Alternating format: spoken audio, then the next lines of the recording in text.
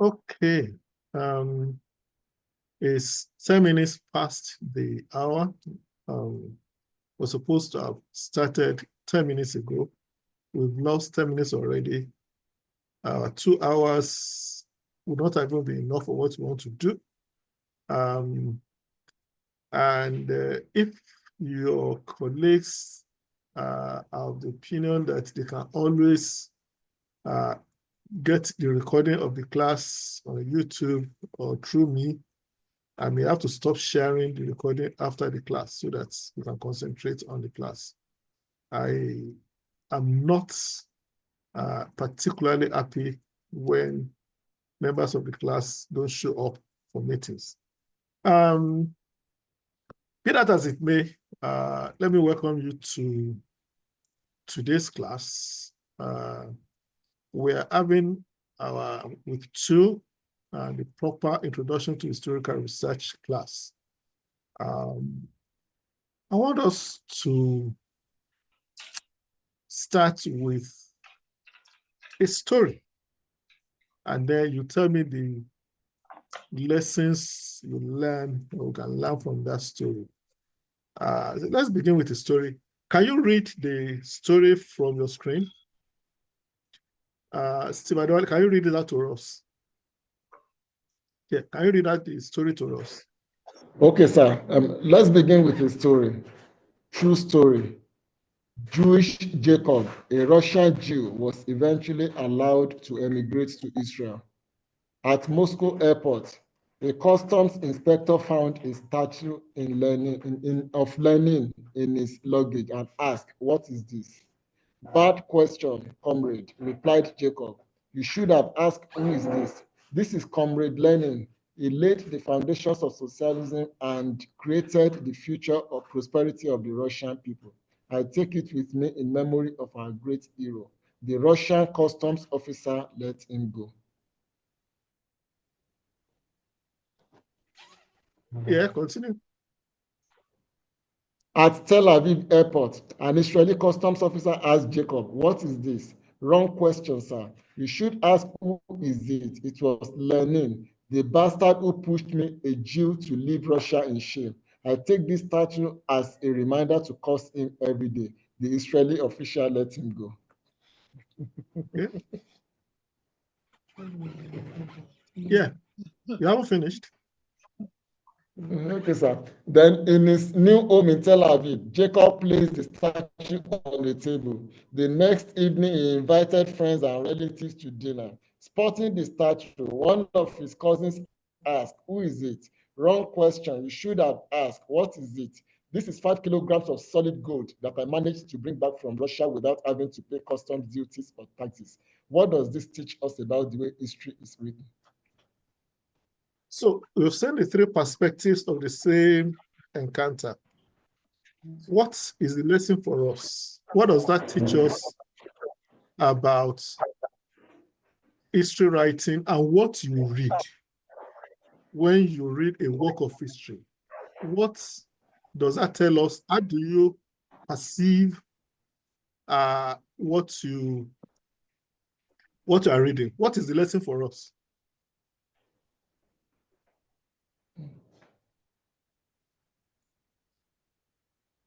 You know the 3 sides of the story. There's no big deal about it. One said, "Oh, this is a bastard." One said, "Oh, this is a great hero, and this is solid gold, which are imported without paying duty." What does it tell us about the way we write history, or about the way history is written, about what you read? How should you perceive it? How should you perceive historical writings?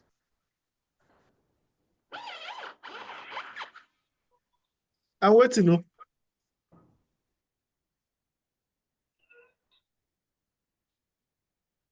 Yeah.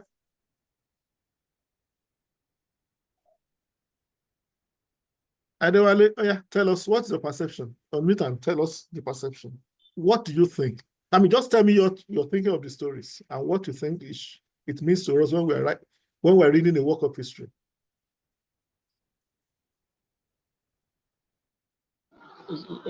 Hello, sir. Yeah.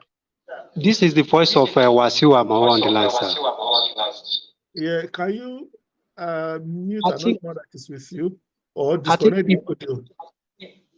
if I'm to interpret the material before me based on the story,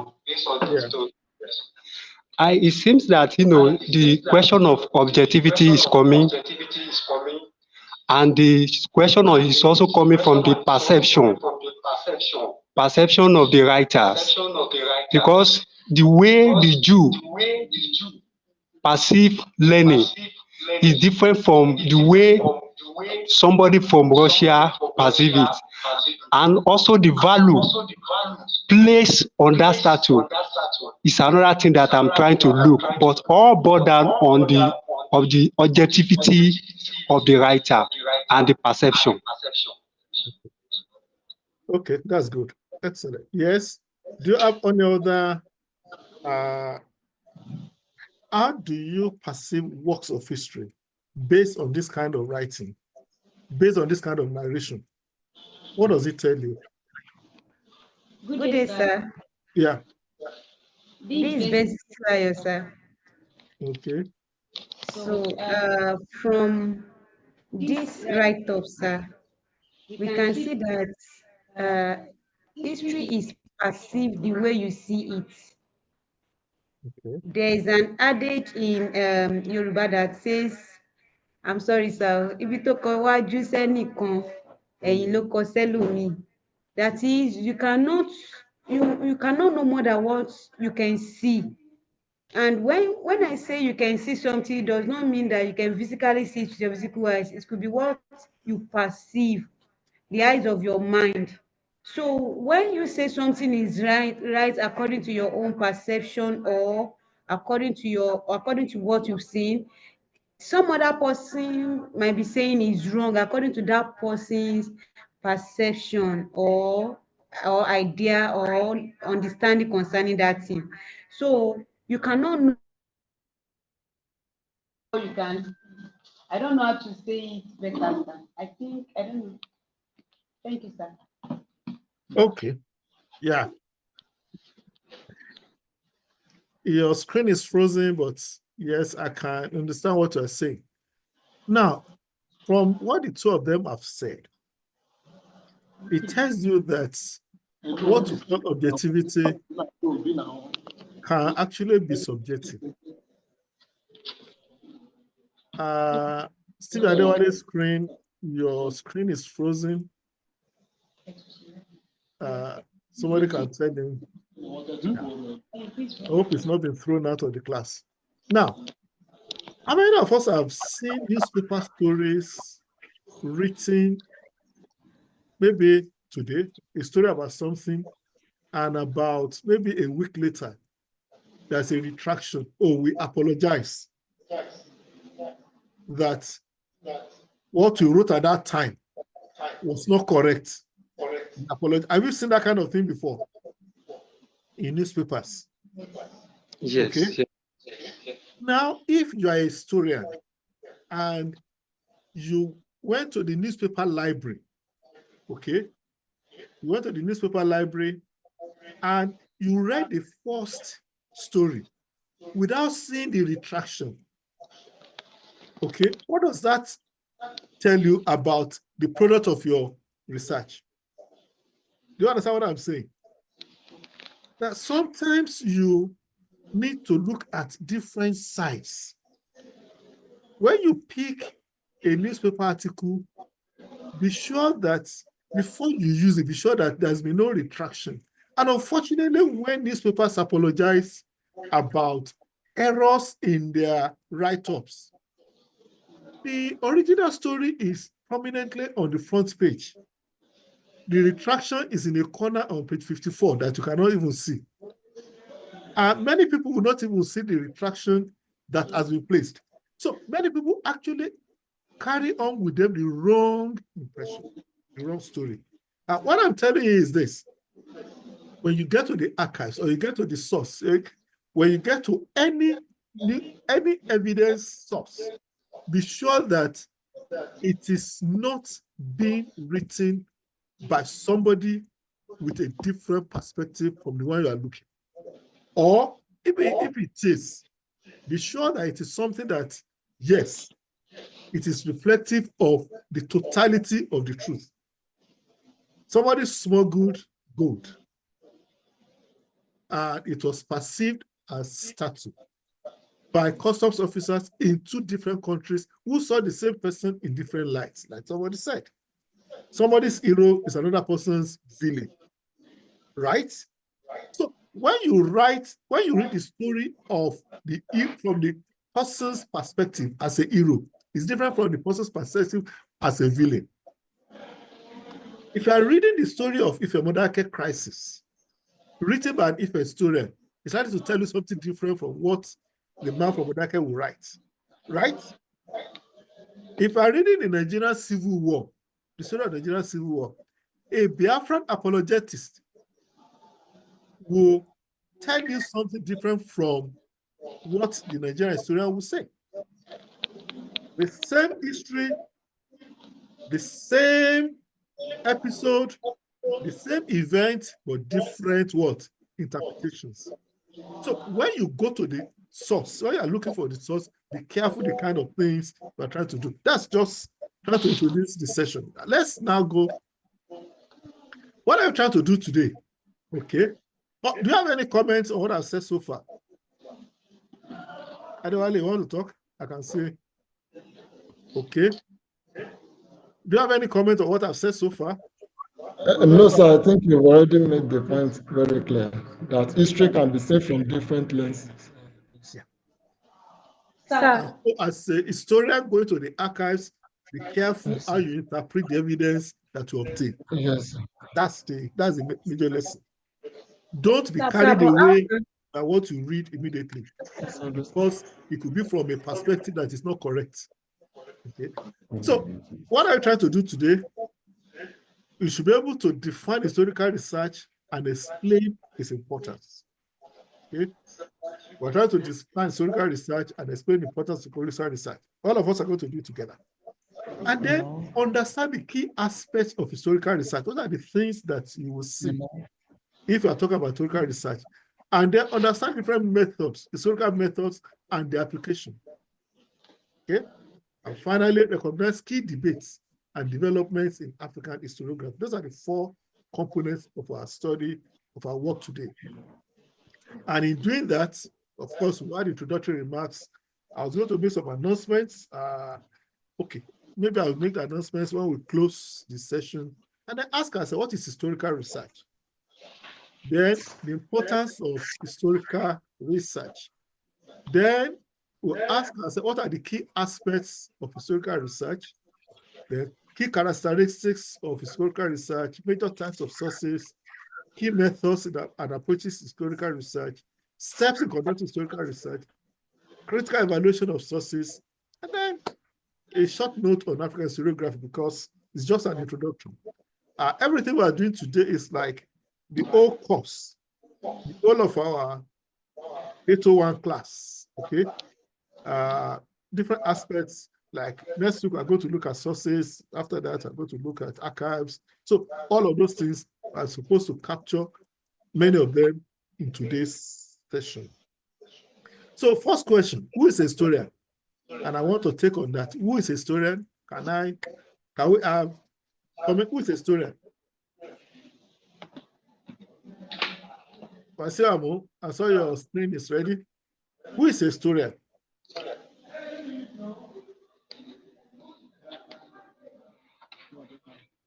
You don't know who a historian is? Sir, are you referring to? Hello, sir. Yes. Are you calling on me, sir? All of you. Okay, let me try. Who is a historian?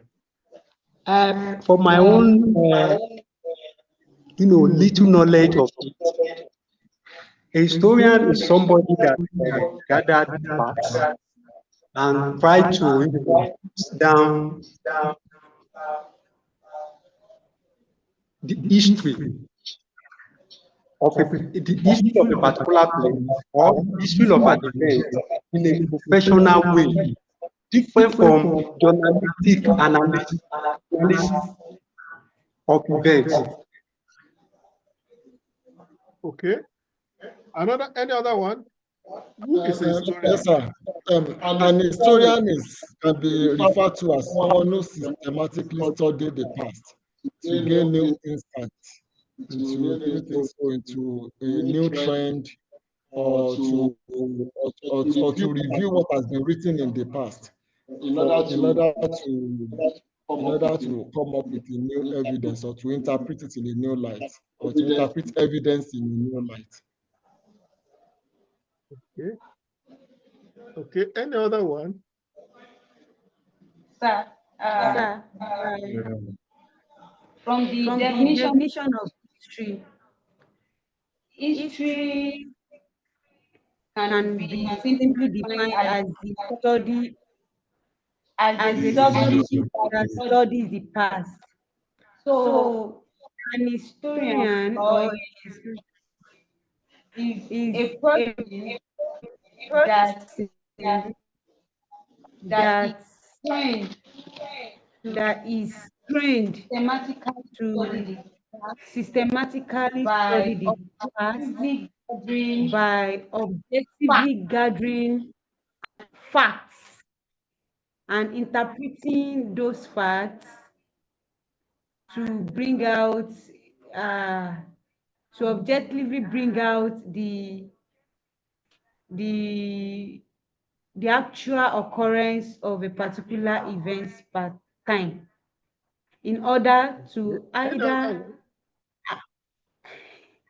add to an existing knowledge or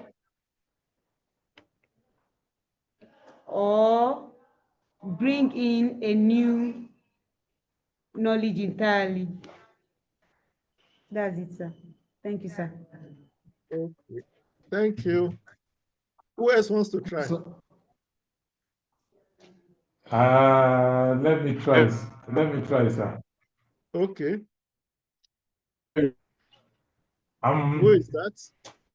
Can we see your face? I can't see the face of the person. Let me try, sir.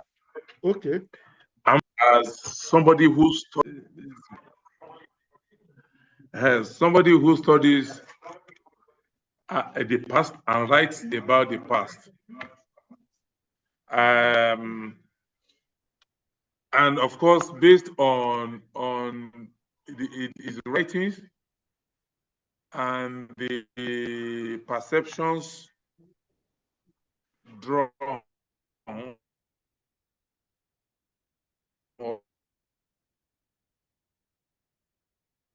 Hey, your network is terrible. We can't hear you. Switch off your video. Maybe we can hear you better.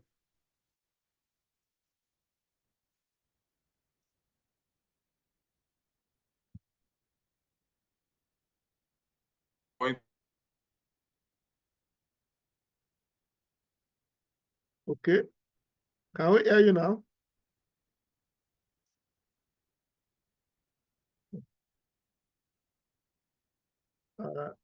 Okay.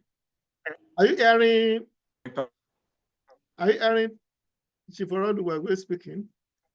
Can you hear him? Adewale, you already muted. Can you hear him speaking? Yes, sir, we could hear you, sir. Just use this, sir. Come on, use this. Is he still speaking? Or he's speaking in your class? That's why you are hearing, because he's not speaking to the class. Okay. Okay, good. Yes, sir. Are you take it again? So I was saying that, let me take it again, sir. I was saying that a historian is somebody who writes about the past and using methodical process to gather information about the past, transcribe and interpret what the person has gathered, such that the writings that came forth from those historical research makes that person to become an authority. Can be described as an authority.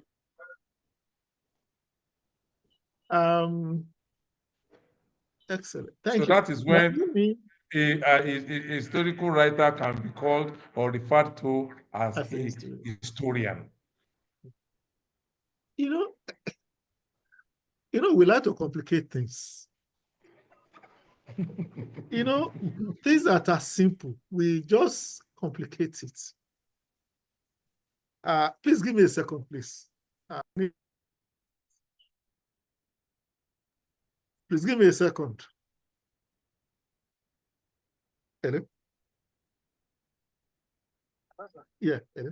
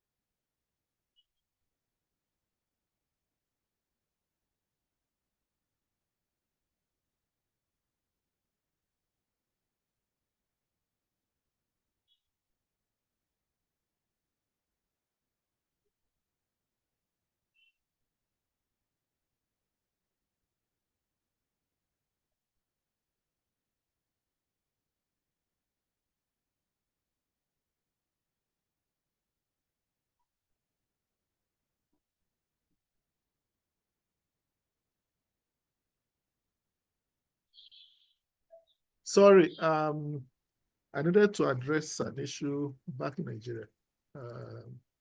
Now, like I said, many times we complicate things and we are looking for answers when it is right there in front of us. When I say who is a historian, it's a very simple thing. It's either a student or writer of history. It's a historian. The question is it an academic historian? It's a different matter. Is it, from the definitions we are giving, people like Chief Fabumi or Egariba, all of them, you throw them away that they are not historians. But they are. Okay? So the question now is, I mean, I'm sure you should know the answer to this one. Are you a historian? Yes or no?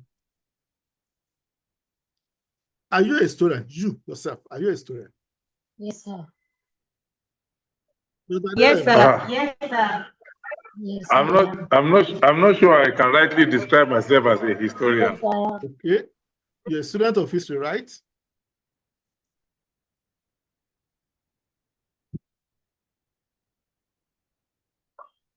Dr. Aderemi,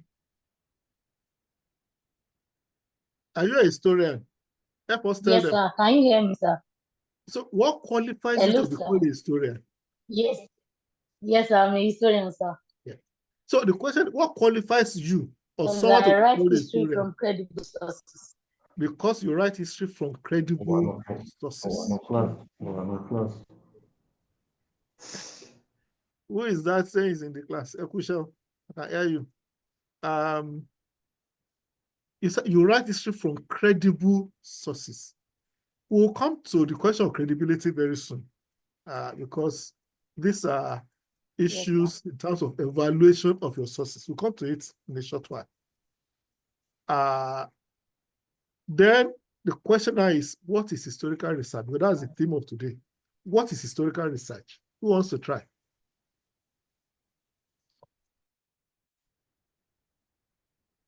Or you just want to come to the class and be listening to a lecture? That's not the purpose of this class. So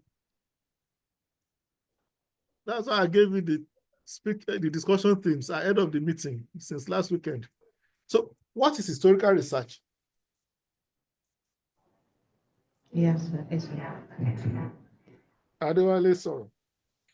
Okay, sir. Historical research is the process of systematically examining the past events.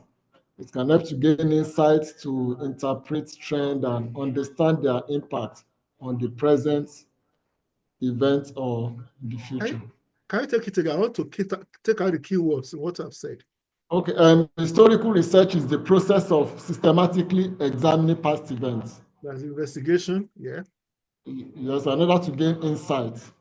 Okay. Then in order to interpret trend. Yeah.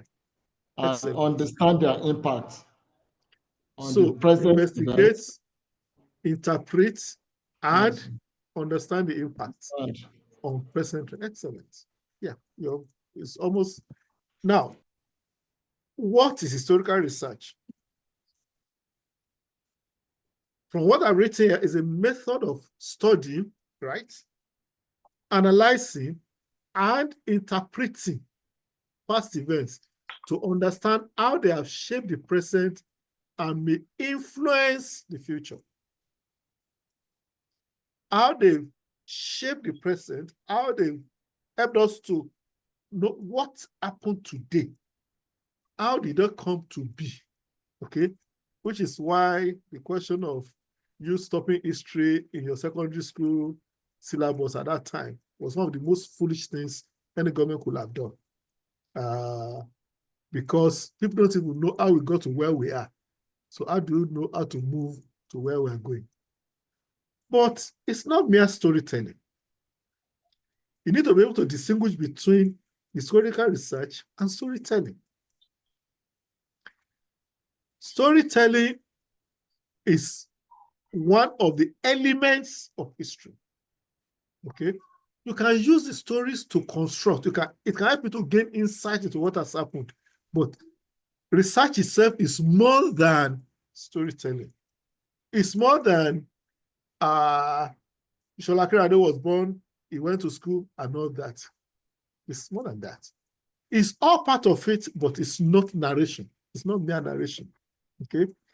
It involves examining primary sources, such as letters, diaries, photographs, government records, artifacts, and oral histories, and secondary sources, including books, articles, and documentaries, to construct a narrative or argument about historical events, people, and societies. That is what I try to do. And that should be the essence of your project. Okay? When you are doing a research project for your master's or PhD thesis, either your MA or MPhil or PhD thesis, this is exactly what you are trying to do. You want to study, to analyze and interpret past events so that you know how it has shaped what we have now. It may not, it may be a history of a given period, maybe 1900 to 1960. Okay? You want to look at why is the 19th century Nigeria called a society under pressure? Okay? It's not exactly about today, but it helps us to understand what happened at that time using various means. And then you look at the various components of the sources, your primary sources, secondary sources, and even tertiary sources. Okay. Now, history is not just about history. Historical research is not just about history as history, because the type of research you do in history is also done for anthropology, sociology, and other disciplines. Because what you are trying to do is to uncover patterns, causes, and effects within historical context. So it's not just history. History of Nigeria, history of West Africa, history of Sokoto, that you deploy historical research methods. Take, for instance, you want to look at the pharmaceutical industry, the growth of the pharmaceutical industry. The same method, the same approach that we use in history is the one we will use in pharmacy. Okay? When you talk about the history of medicine, okay, You are looking at how issues have been addressed over the years. So you are looking at the patterns, you look at the causes, you look at the effects. You look at how it has emerged over the years. And it can help you to answer questions about cultural, political, economic, or social development and provide insight into human behavior over time. If at the end of your study, you cannot get any of this, it is doubtful whether what you have done is historical research. So the methods, the approach is applicable in other contexts. Chief Oladugbagbé wanted to study about, is it the kingship in Elisha or what? I can't hear you. You are muted. And it's frozen. But it's not on me. The historical tradition of Yoruba land with particular reference to Ijesha land. Okay. And what are you trying to uncover there? I want to What's the purpose of uncover the research? the What's the purpose of the traditional research? institutions in Yoruba land vis-a-vis the kingship and the chiefdoms. That's a huge task you are setting for yourself. Okay. But what I'm saying, there must be a purpose. Okay. What are you trying to achieve? Yes, sir. What are you trying to navigate? What are you trying to understand? What I am trying to achieve specifically, sir, like I said in the last lecture, is that I realized that there has been a lot of distortion and there are so many versions of the same history as it regards the history of traditional institutions in Ijesha land. And I think that all these various versions should be harmonized to get the research work should be done to get the actual historical facts so that I can write and put it in proper perspectives. That is what I am trying to achieve. Now, you said there are different versions of the same story, right? Yes, sir. Of the same story. Is one Ijesha people, right? And whoever was Owa, I said, it's just one Ijesha people. Yes, correct, sir. Okay. And whoever is Owa of Ijesha land. So if I'm writing about one Owa, my story should not be too far different from that written by another person. But when there are different sides of the same story, it means that something is wrong somewhere. If you are part of the class when we started, we are looking at the immigrants from Russia to Israel who carried the Statue of Lenin, right? Same statue, same story, but different perspectives. And that's what I'm talking about now in terms of the same story written by different people. So your research has a purpose, has an objective. There is a reason you are doing it. So anyway, let's run because we lost so much time. Now, what is the importance of historical research? Can you tell us? Can we have contributions? What is the importance of historical research? Why should we do historical research? Why is it important? What is the value of historical research? Hello, sir. Yes, please. This is Wasiu Amao, sir. Okay.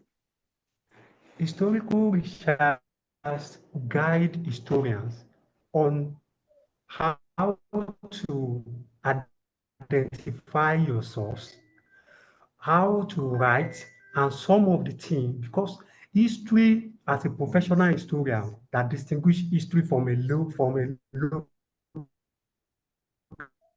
because we have different kinds of historians.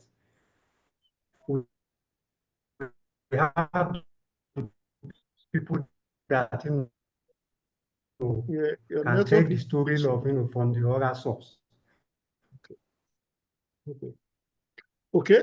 Can we have other takes? Why is historical research important? Pass through the 4 walls of the school. But methodology, it will guide a professional in documenting. Sir?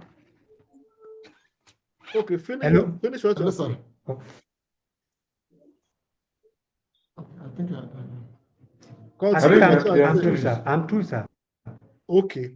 Now, are there other things? What is the importance of historical research? What is the value of historical research? Sir, this is Samuel Akonde, sir. Okay. The importance of historical research helps us in understanding the change in continuity, sir. Helps us If to there is a understand change, change in continuity. Excellent. yes, Helps us and to it helps understand us the to change. learn from the past mistake of the successful historians. Is it successful historians we want to learn from? From historians, sorry, sir. I'm not even talking about historians now because historical research is not so much about historians. It's about the product of their work. Okay. Okay. When we study Yes, sir. historians, it's because they too have made an impact. Okay. But it's not so much about the historian, but as to the product of his work, of his writings that we're dealing with. Okay. But any other comments? What is the value of historical research? Somebody made a very important point about change in the society, which is very important. Help us to understand change in society. Yeah. Yes. What is the value of historical change in research? society?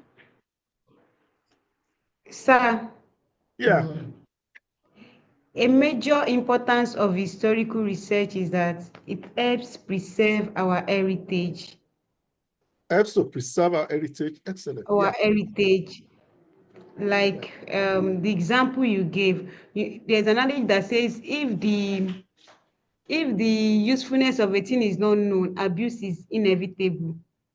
So if we don't know that there is need to cherish our culture and preserve it, our heritage, our artifacts and the likes, abuse will be inevitable. So historical research will bring, we give room for the usefulness, the advantages, the importance, and so that we'll be able to preserve it. Excellent. Yeah. Helps us to understand our heritage and to preserve and to value our heritage, to value what we have as a society and as a people. Yeah. Excellent. Yes, any other? Because there are different aspects to this question. There are different aspects to it. What is the value of historical research? Any other one? Yes, sir. Yes, sir. For me, I would say that the importance of historical research is for the purpose of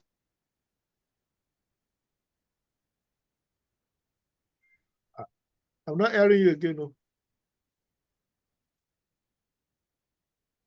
Adewale, maybe you can use your own.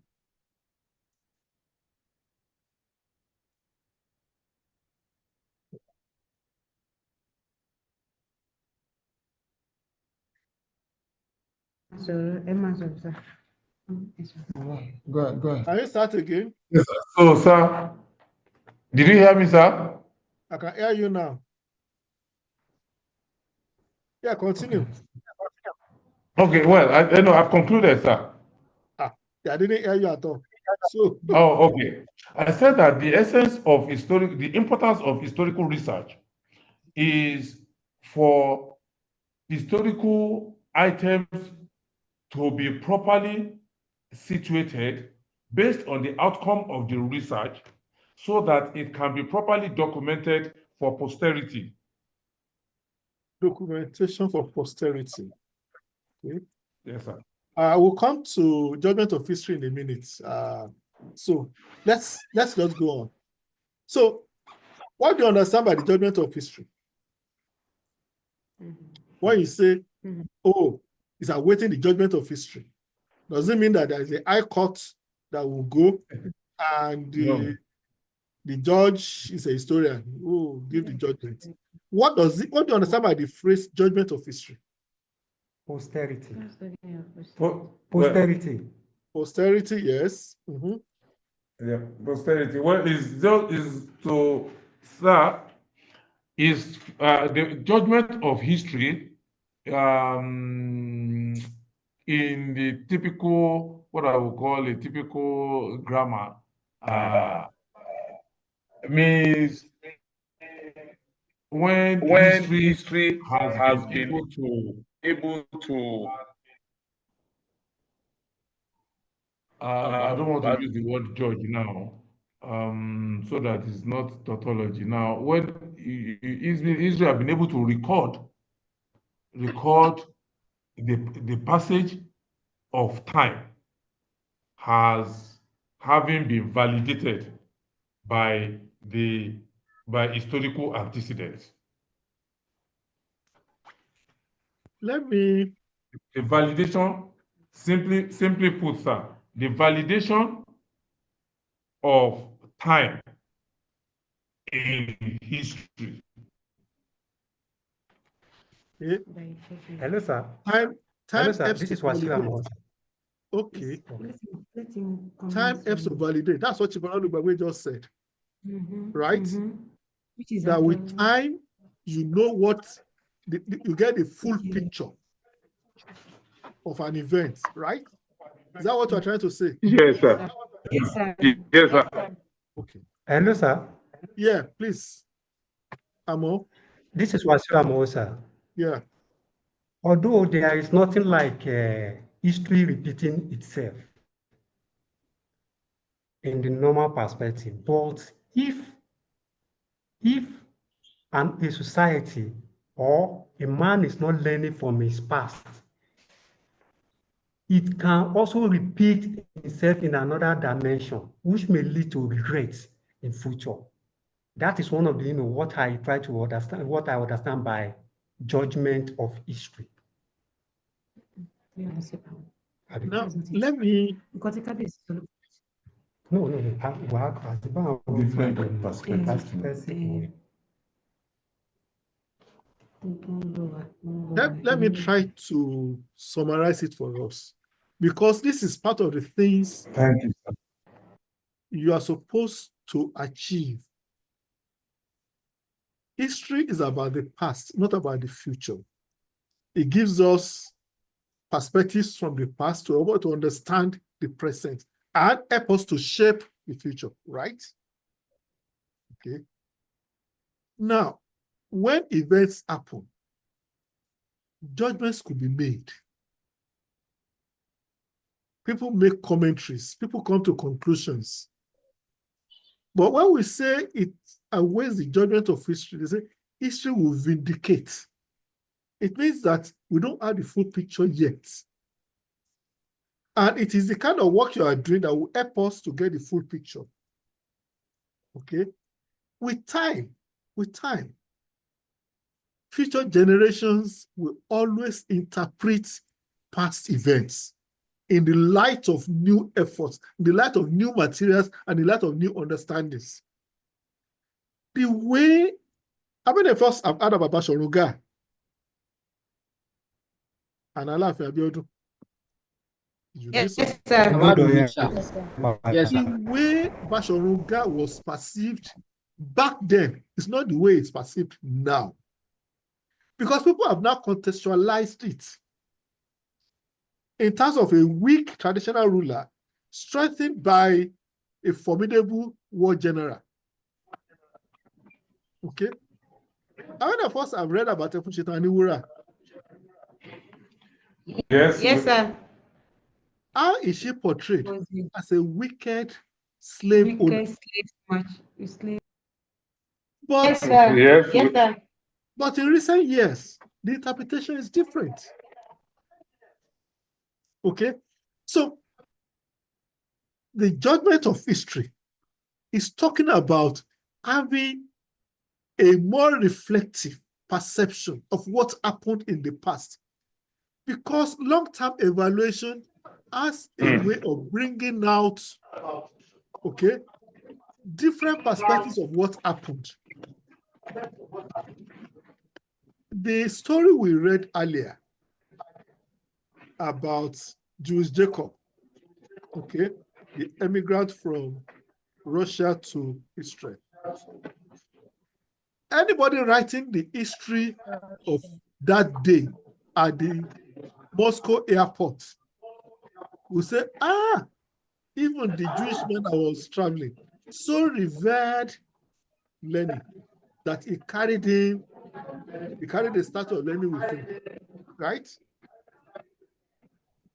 The same thing in Tel Aviv, that it was so repulsed that he wanted, but when you write from 3 different perspectives, it is only the perspective of the man that generated it that really mattered. So, historical evaluation comes better with time because you now have a fuller picture. Am I making some sense to you? So long-term evaluation is very important. And then the context. Yes, sir. The context of what happened is better understood with time. Because now you have, when we say that leaders, leaders have a broader perspective of issues. That when a leader or the president or the vice chancellor takes a decision, people may not understand. People speak from their own narrow perspectives. Okay? But the man at the top sees a wider picture, a broader picture. And the same thing is what happens to the historian. You see a broader picture than those who are making comments at the initial period. I don't know whether I'm making some sense to you. So you can understand the context, you can understand the changes that have happened. And in terms of legacy, accountability, these are things that are better understood with time. I don't know whether I'm making sense to you. So as you do your research, Yeah, making sense, sir. As you do your research, have the context that you are rendering a judgment of history on the period that you are writing about. And that your judgment must not be something that will be jaundiced. Will not be something that will be contested in the future, because it's like a judge of the High Court. If they keep overturning your judgment in court of appeal, it says a lot about your sense of judgment. Okay? So as a historian, you are a judge. As a researcher, you are a judge. Because you are not part of the event. You are making comments, you are making pontifications, you are making decisions, and you are rendering judgments on what happened. And it is your responsibility to do it right.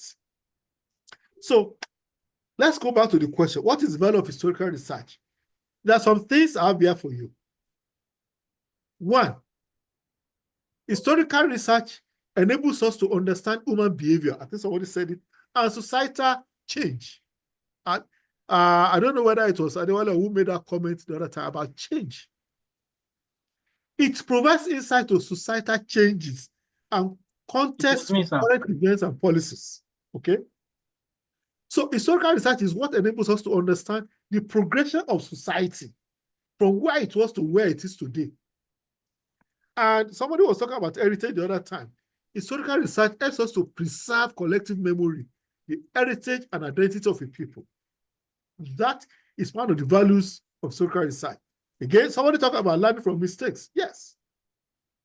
Historical research helps us to learn from past mistakes and to learn from past successes.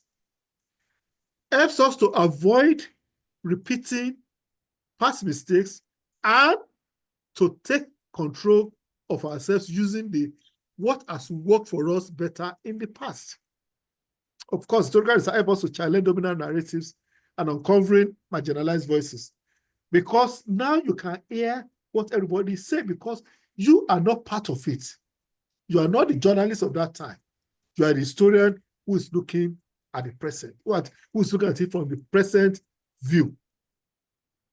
Of course, this element is historical research helps to inform interdisciplinary studies, because I will tell you, and I say this all the time, no discipline exists that does not have its history, its philosophy, and its sociology.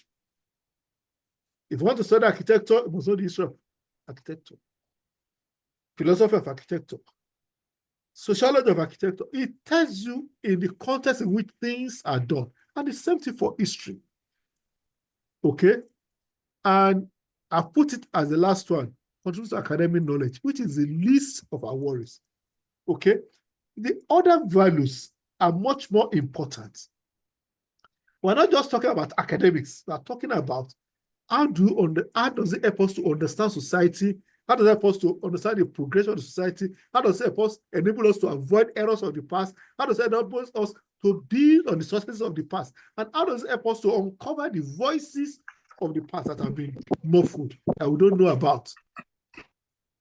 Those who are defending Effushita Aniwura in the 19th century, nobody will have heard them today.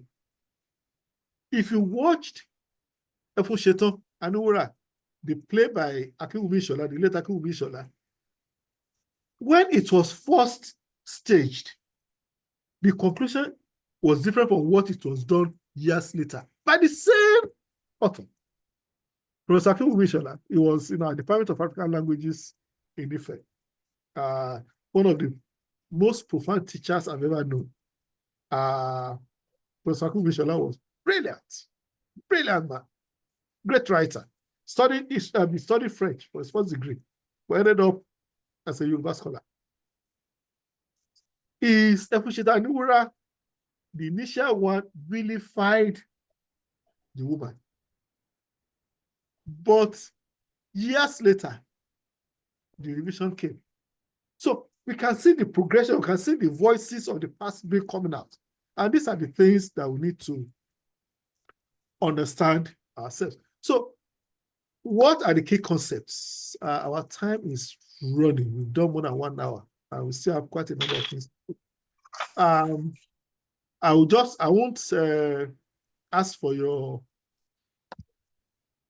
ask you with this.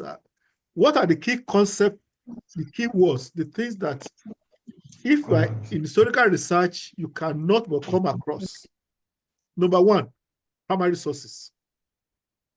So as a researcher of history, you must understand primary sources. These are original materials from the past: letters, photographs, diaries, government records, etc. Okay? Primary sources. That is primary, you must understand. Number two, of course, secondary sources. Okay? These are key words and concepts that you must be familiar with.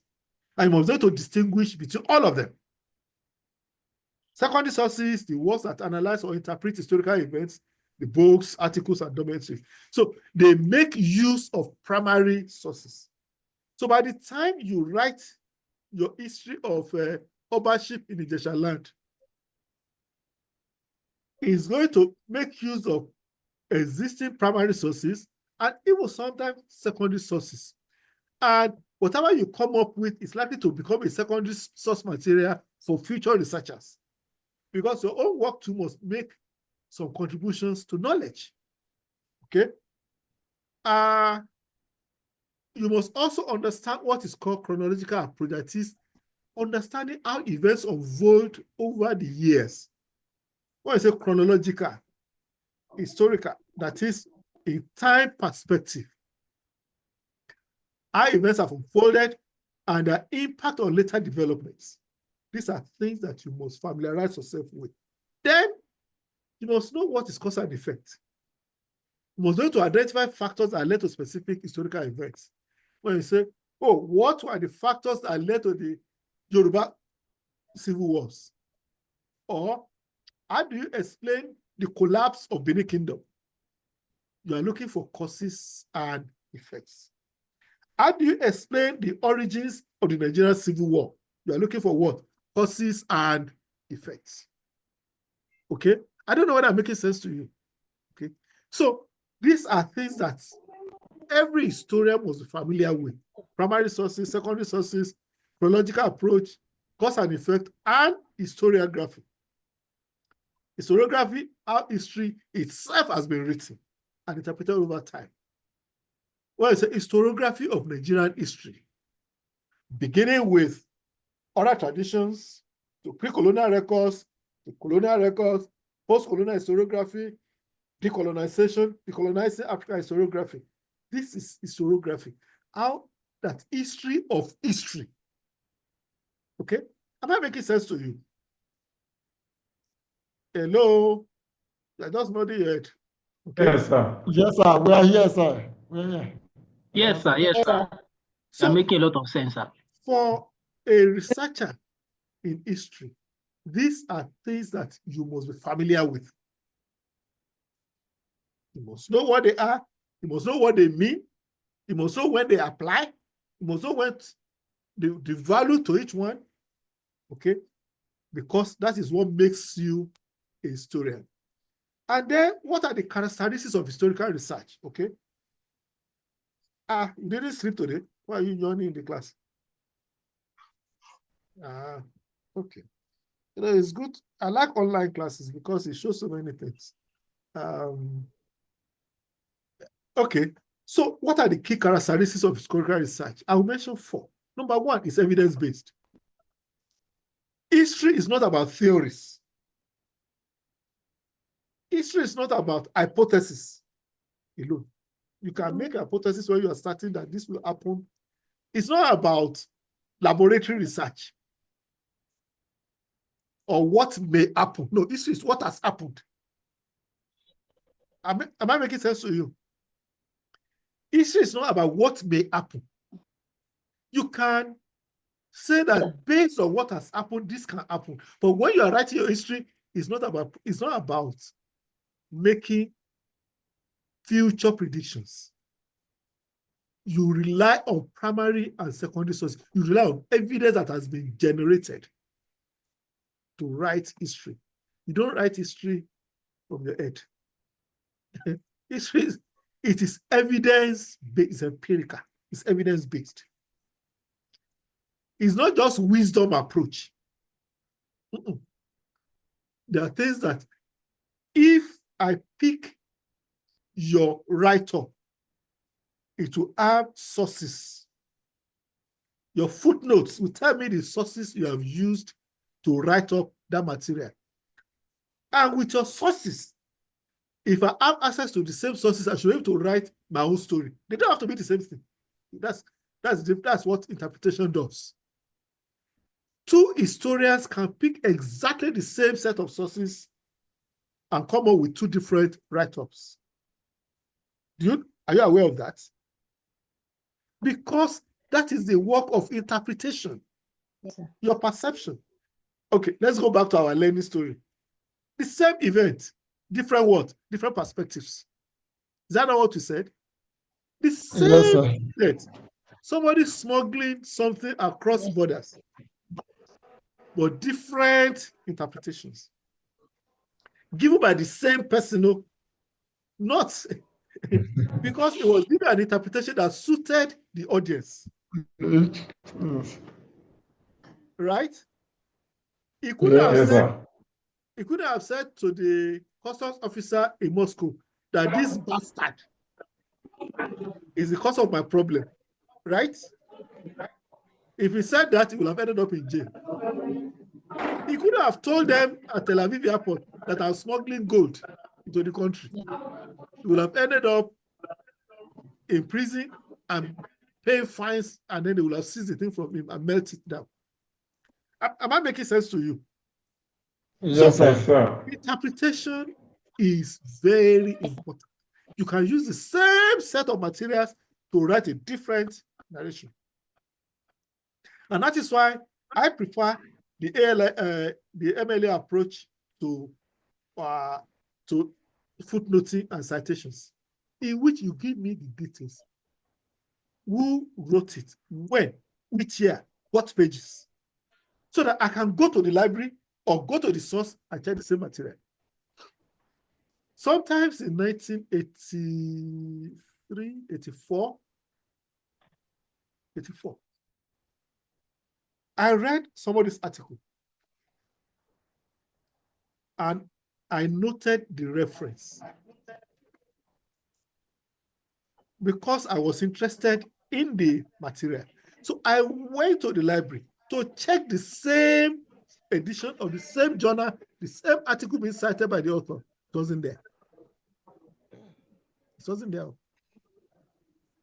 So if I cannot cross-check, then there is a question mark on what I've written. So history is evidence-based. primary, secondary sources, even tertiary sources. We'll come to that. Then, another characteristic is interpretative. I've said a lot about that already. Because you analyze and interpret the evidence. Your interpretation may be different from mine. Doesn't mean I'm right, doesn't mean you are wrong. Okay? Because you are wrong, no, because you are right doesn't mean I'm wrong. It's a question. And that's why you say, in your own view, why do you think X and X happened? In your own view, why did Ogumola go to war against Kurumi in Ijaye? So, Kurumi took his wife. Oh, Kurumi, that is somebody's perspective. Oh, it was a directive from the Baale of Ibadan that they should go and attack. Oh, that Ijaye must not see light again. Okay? In your own view, meaning that there could be different perspectives to the same story. And meaning also that you must be able to justify the perspective you are canvassing for. Am I making sense to you? Yes, sir. Yes, sir. Then, Yes, sir. historical research is contextual.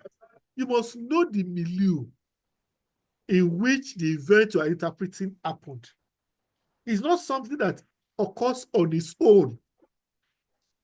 Look at trade patterns between Ijesha and Ife. Okay? You must understand the larger framework in which they were existing. Why is there Enuwa in Ilesha and Enuwa in Ife? Okay? Why? So somebody will tell you that Enuwa in Ife means Enubiti Leowa Moniyi. This is the boundary of Owa's land, meaning that Ilesha reached up to Ife. That's what they're saying.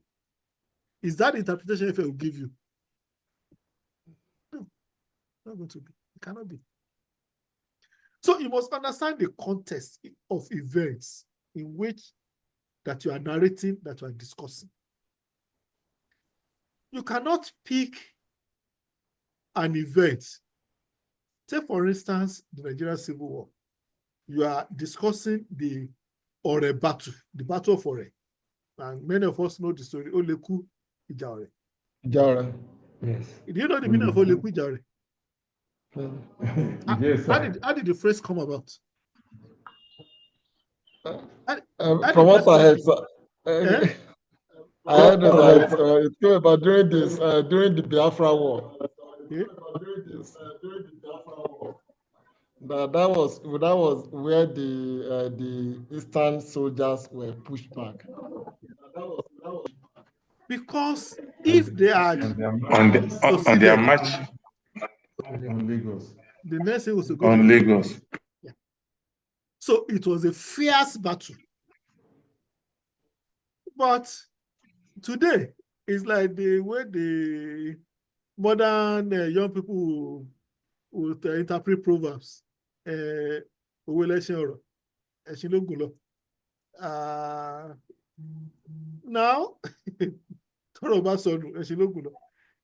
now, modern interpretations may not necessarily be the correct one. People say, we fought. They wouldn't know the background to that phrase. Why that phrase came into existence in the first instance. It was a battle of survival. So you must understand the historical context in which things happened. So when you are interpreting, be careful not to be fooled or misled. And then, of course, historical research is interdisciplinary in nature. I'm a product of interdisciplinary historical work. My first degree, master's, are both in history. But today, my work traverses sociology, traverses political science, traverses international relations, traverses development studies, generally social sciences, because I had to build myself up in the methodologies of those disciplines. Because I was doing history of international relations. History of international relations, I could have been narrating events like the typical historian, but I chose to be interpretative.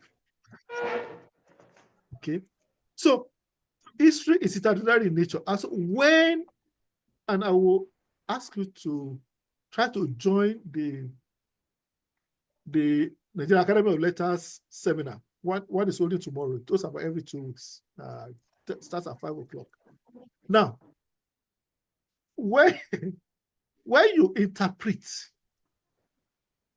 okay, or when I was growing up in the department, probably Dr. Nereme will have had this as part of the stories in the department about me. I was actually told that I was not a historian, that I was a social scientist. But I had to demonstrate to them that history has gone beyond core history of narration, of storytelling. That history is interdisciplinary and benefits from the tools of interpretation of other disciplines like anthropology, like sociology, like political science.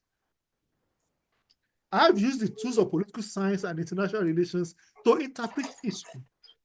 So when I wrote my PhD thesis on the impact of an international organization of foreign policy making on Africa and the Commonwealth, okay, I was using the tools of history I was using the tools of international relations to interpret how Africa has related with the Commonwealth over a period of years, from 1960 to 1980.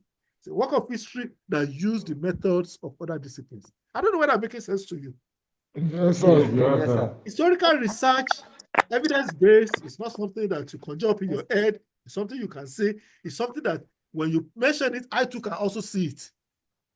When you say, I use this material, I should also be able to see it.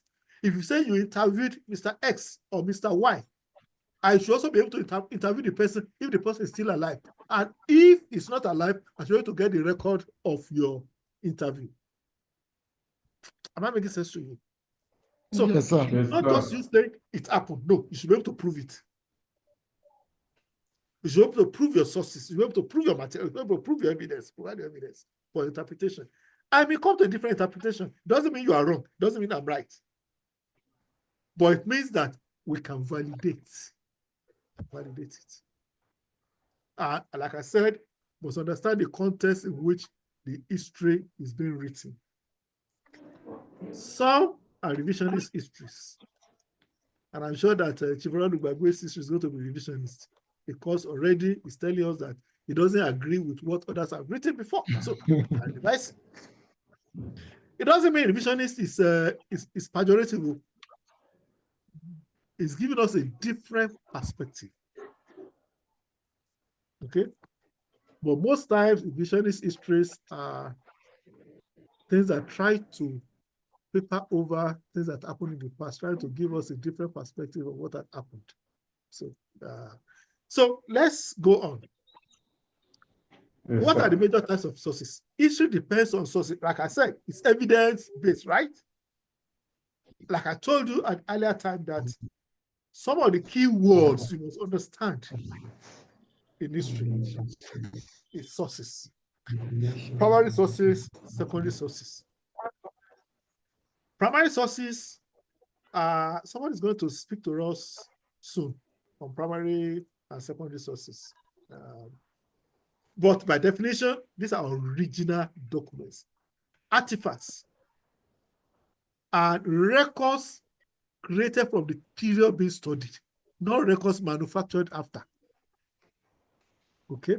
So you must be able to contextualize the record itself. These days, you say, they found the original script of Isaiah, or they found the original script of Malachi, or they opened a tomb in Egypt and found some original material. And then here they said, no, actually it was manufactured. Some people created it. Okay? So records from the period being studied, those are original materials, not the ones that were manufactured thereafter. Those ones are secondary. And of course, examples, letters, diaries, government records, photographs, all of these things, oral histories. These are original primary sources. Most historians require primary sources. Some who are doing works of interpretation may not require primary sources, but it's also good to go back to the source. Okay? It's also good to go back to the source. Then secondary sources. These are interpretations and analysis of primary sources by historians, by professional historians like you. What I'm going to come up with will be secondary history that other people can use to write their history in future. Okay? These are books, journal articles, book reviews, documentaries. Okay? And some documentaries are also primary sources because they could have been produced during the time it happened. Okay? So if you are writing on the history of Oni Olubushe II, about Kwadeshi Joade, the video recordings of the installation are primary materials, even though they are recent. Am I making sense? The Yes, sir. documentaries produced at that time, are primary sources because it was done at the time the event was happening. It's different from documentaries you produced from other evidences, but they're all reasonable materials. Sometimes you also have what you call tertiary sources. Some tertiary sources, some prefer to include them as a separate category, but mostly they're also some regard them as secondary sources as well. That is encyclopedias, bibliographies. These are things that are further works of interpretation. So when you get an encyclopedia entry, okay, it's sometimes an interpretation of interpretation. Am I communicating? Yes, sir. Yes, sir. Encyclopedias are not original, are not primary sources. They have used primary and secondary sources. But most of them have used secondary sources. So when you take Encyclopedia Britannica, which is history of the world from Adam to now, from every part of the world, or Encyclopedia Americana, or even the Wikipedia, okay, they all rely on secondary sources. Bibliographies are secondary sources, but some require, but we prefer to call them tertiary sources because they are a step ahead, higher. So, this is not exactly the final part, but we're going towards the final part. What are the key methods and approaches in historical research? Because our course is what? Methods of historical research. Meaning that it's more than one method. Methods of historical research. There's what some consider the traditional and the modern approaches to historical research. We'll come to the details in a minute. There's the traditional and there's the modern. And as you go through, you know the difference. In fact, you should be able to know the difference. When you say something is traditional, the way it used to be done doesn't mean it was wrong, okay? And the way it is done now. The qualitative versus quantitative. I think we discussed that last week. Qualitative method, quantitative method. Okay. Then narrative history, which is simply storytelling and chronological approach. That is Nigeria history from 1960 to 1985. The Civil War, the First Republic, the Civil War, the third this, the third that. Okay. Narrative history, which is just pure storytelling that takes it from one epoch to the other. That's another method. It can be more useful for some kind of research. And then there's analytical history. That is cause and effect, causation, interpretation. That is, you ask yourself why it happened. What were the consequences? Okay? And what lessons do they hold for the future? It's analytical. Some do narrative, some do chronological, some do analytical. Nobody is right, nobody is wrong, but I prefer analytical history because it tells me how things happened, why it happened, okay? Not just the story. Mansa Musa went to Egypt. He traveled through Sudan. He left gold there. And so, what happened? How does that change the history of my life? Okay. I'm not a fan of narrative. I'm a historian. And it shows in my other activities in life. Then there's macro history of communities, history of individuals. I don't know what else you people are writing on. So I keep referring to Chibaralu Gbagbe's work, who says he's writing on Ijesha. That's macro history. Macro history. Although he says, oh, Yoruba land, you cannot do Yoruba land at this stage. So when you do Ife Palace organization, that's macro history. It's specific to a particular area. Ijesha Palace organization, macro history. History of Origbo is a macro history. History of Ede is macro history. Okay. History of Babalaje, the first Ezubakari, is macro history of the impact of one man on the economic development of a society. History of Chief Lawrence Omole or history of Ajanaku. These are people that you can identify as having made an impact on the society. They are micro histories, but with larger impact, larger consequences. Because it helps you to understand what happened in the society in which they made an impact. So when we talk about history as the study of personalities, of dominant figures in history, sometimes that's what we're talking about.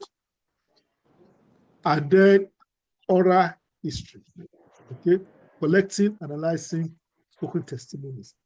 Part of your coursework requirements, you do an oral history and you do an archival history. It's a report. I'm going to give you the details at the end of this class so that I can begin to prepare yourself for it.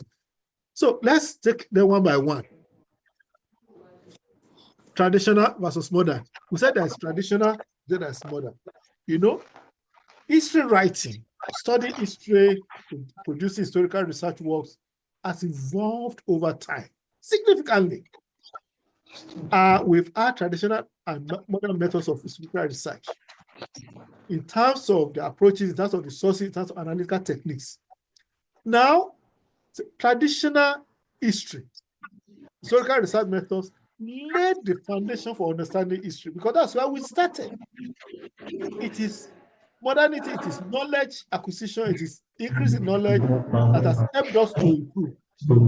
Modern techniques have expanded the discipline, okay, making it more inclusive, interdisciplinary, and technologically advanced. So the historian of today, like you and I, leverage on both traditional and modern methods to reconstruct the past with greater accuracy and depth, because we now have, you know, access to what happened then, and we now have new methods. Now let's look at the different areas in which the differences are. One, source of information. We'll go to it in a minute. What we have in the traditional is different from modern. One has improved on the other one. The source of information, the methodology, the interpretation of events, the tools and technology, the scope and focus, historiography and criticism, and collaboration and accessibility. These are 7 critical areas in which there are differences between the traditional approach and the modern approach. So when you are doing your work, begin to put yourself in the context of all this. How am I interpreting history? What methods am I using? What are the sources of my information? What tools am I deploying? What is the scope of my study? What is the focus of my study? Okay. And the writing of the writing, the historiography. Okay. How is my own? Where does it fit in? And then the element of collaboration and accessibility. These are all aspects of modern and traditional. Now, let's take them one by one. On the sources of information, okay? On the source of information, traditional methods rely primarily on written records, okay? Written records, official documents, manuscripts, chronicles, literary works. Oral traditions and folklore were also used, but considered less reliable. But then we have proven that oral tradition can be very reliable. Ethnography is very reliable. in interpreting history. Okay? But for the modern methods, utilize a wider range of sources, including photographs. Okay, this was not the way they used to do it in the past. Films, digital archives, GIS, geographic information systems, satellite imagery, forensic evidence, and computational data analysis. These are all modern tools, modern methods, okay, which are now being used to write and interpret history. Well, there's no time. Don't let me go into details. The methodology. Okay. Traditional methods focus on descriptive narratives and chronological accounts, and often emphasized political, military, and elite perspectives. That's the methodology. That's the way they interpret, that's the way they look at it. For the modern methods, employ interdisciplinary approach. That's the kind of thing I do. Incorporate insights from archaeology, anthropology, sociology, linguistics, and even environmental science to provide a more holistic understanding of history. You look at it not just from the perspective of the Daily Times report of 1926, but also look at different perspectives of what has happened. Okay, so the archaeologist is closer to the historian, the anthropologist is closer to the historian than we think, because they're providing materials for us for interpretation. Interpretation of events. Of course, traditional methods often adhere to a positive approach, assuming an objective reality that historians could reconstruct by analyzing primary. So you believe that this is what has happened and you try to get your facts to interpret it. For the modern methods, recognize that history is subjective. Again, we have demonstrated that this morning. Okay? Subjective and interpretive is a matter of interpretation. What I see may not be what you see. Emphasizing multiple perspectives of the same material, of the same incident. So I can come to a different conclusion from the same material. And like I said, your interpretation, I should be able to verify the source of it. And if I pick your sources, I can come to a different conclusion. And historiographical debates, role of ideology, power structures, and biases shape historical. All these are different things that the interpretation of events reflects in modern methods. Tools and technology. Of course, the traditional historians rely on manual archival research. You go to the archive, like we did, you get at 8 o'clock in the morning, they chase you out in the evening, that we are closing today. You handwrite. If you are lucky, we'll come to that when we are doing archaeology. When we are looking at archival research and libraries. If you are lucky, you can bribe the what do you call it? You can bribe the what's his name? The clerk in the place to help you photocopy. If they don't allow you to photocopy, you are breaking the law, but are helping your own story, helping your own project. I don't know how many of us did it, in which we obtain materials that we require for our research illegally. Okay? It's but a man has got to do what a man has got to do. And then they tell you that to discover photocopy, they tell you, oh, you need the pages 500 naira. When outside is just 10 naira. So they know that. So we depend on that kind of research. Library studies, physical visit for primary research. But modern methods, digital databases, you don't even need to see them. You can get them online portal, get materials there. AI assisted text analysis, you can get your materials, put it into AI to interpret for you. I don't encourage that for your primary research, but people do it. DNA testing for historical populations, okay? These so-called migrants, did they really come from that place? You do the DNA, realize that they could have come from a different place. So when they talk about, just a minute. So when the Yoruba story writer says Yoruba people or if people came from across the Great River, Okay? And I say, oh, they came from across the Great River, and people say, oh, it's River Nile. Oh, that they came, Nigerians came from Egypt. So foul and lie. Obayemi has demonstrated that the Great River they're talking about is River Niger and Benue. And that confluence area is where most of the population from Nigeria migrated. And that is why you have the Kanuri people have the same kind of similar tribal marks as those of Ogbomoso people. Now you take Sunday Abacha, who looked like an Ogbomoso man, but is from Kano. But he's a Kanuri man from Kano. So when you do DNA testing, you realize that people will not be what they claim they are.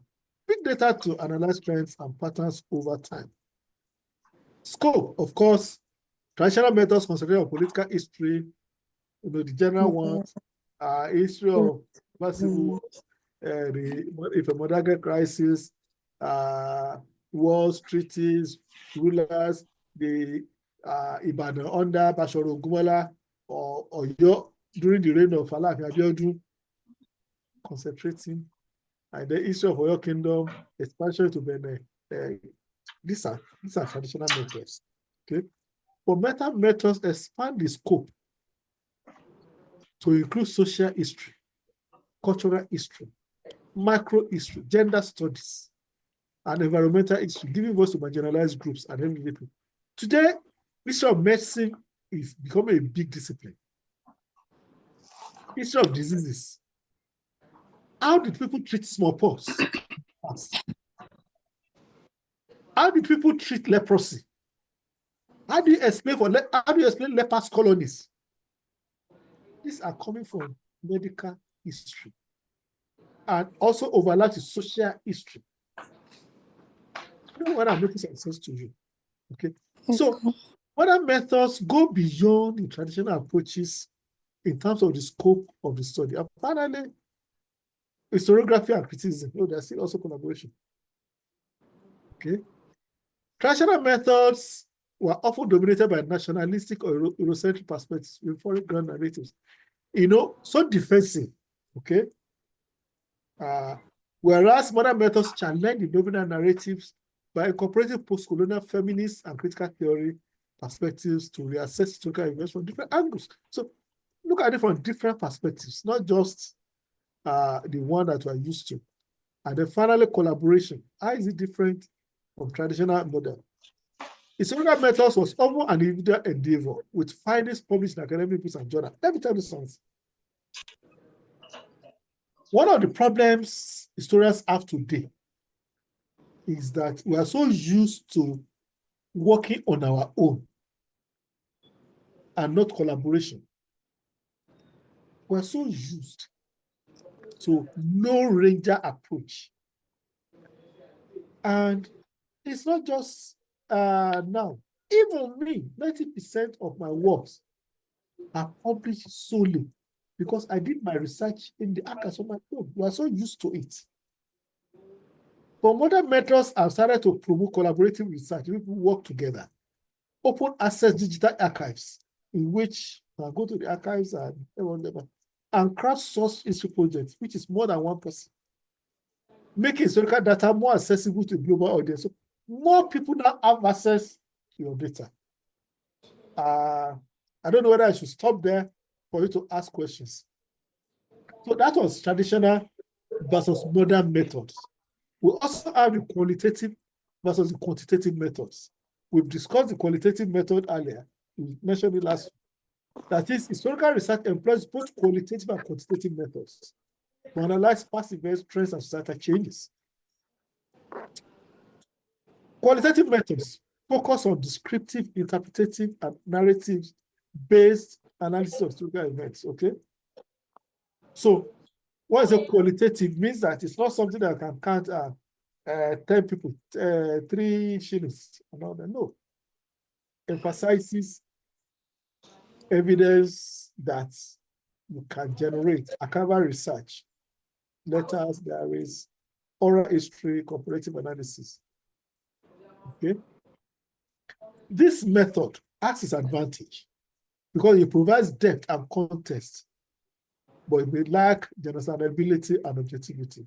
You will not be able to generalize when you do qualitative history writing. You will not be able to extrapolate and draw lessons. Okay? But some will tell you that it's not the job of historians to draw lessons. Or it's not the job of historians to write hypotheses, to generate hypotheses. I will tell you that. Now, quantitative methods involve numerical data, how you can count, and statistical analysis to identify patterns, correlations, and trends over time. Demographic studies, that is study of populations, census record, population changes. Why do we have problems counting ourselves in Nigeria? Why do we have problems determining how many people we have? If tomorrow the government wants to say something about our population, according to the United Nations, our population is this. Why do we need United Nations to tell us what the population of Nigeria is? Why can't we count ourselves? There's so much politics with it. Economic history, content analysis. So economic history, you look at price fluctuations, trade volumes, you look at development of society. There's a whole department of economic history at LSE where I trade. Okay. Now, these methods provide measurable evidence, but may overlook subjective experiences and context. Unfortunately, many times in the process of being quote unquote objective, being statistical in our approach, we overlook subjective experience that can help you to interpret what happened. You know, this is what happened and why. Somebody may be able to tell you the story of what actually happened at the time. Quantitative method may overlook that. Now, many historians use a mixed method approach, that is qualitative and quantitative, to gain a more comprehensive understanding of the past. We have about 20 minutes to go, unless we didn't start on time, so 10 minutes was gone.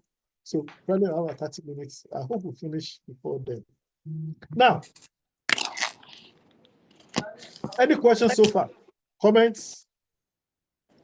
This is just an introduction to historical research. So you are getting a broader perspective, a broader view of what has happened.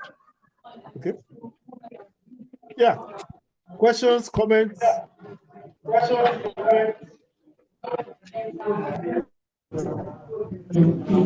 Well, hello, sir. This is Wasiu Amaosa. Okay. I want to give a comment pertaining with... Sir? Start again. I want to give a comment pertaining with the lecture, sir. Pertaining with your citing of a sample of the late Professor Adewumi Shola on Akinwumi Shola on Aifushetan Aniwura. Yeah. Am I permitted to go ahead, sir?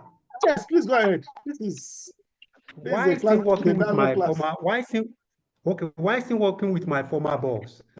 I could recollect why asking her the question, because there was a debate over that issue. The family of Aifushetan Aniwura were saying that the play written by the late professor is wrong, and it portrayed their matriarch in a bad light. And even that's a Professor Bolani Awe, she told me also that while she was doing her own research, because she wrote on Aifushetan Aniwura, and she said some of the facts that she got is different entirely from what the professor wrote and what he used in the play. So according to her, she said she now called the professor and called him to order and said, this thing you are like trying to win, although we can also look at her own, because she's also a feminist historian. She may be trying to defend that aspect. So she now called the professor and said, yes. So she said she called the professor and told the professor in a conference. I said, you need to do something. Hey, your network has glitched, so I can't hear you again.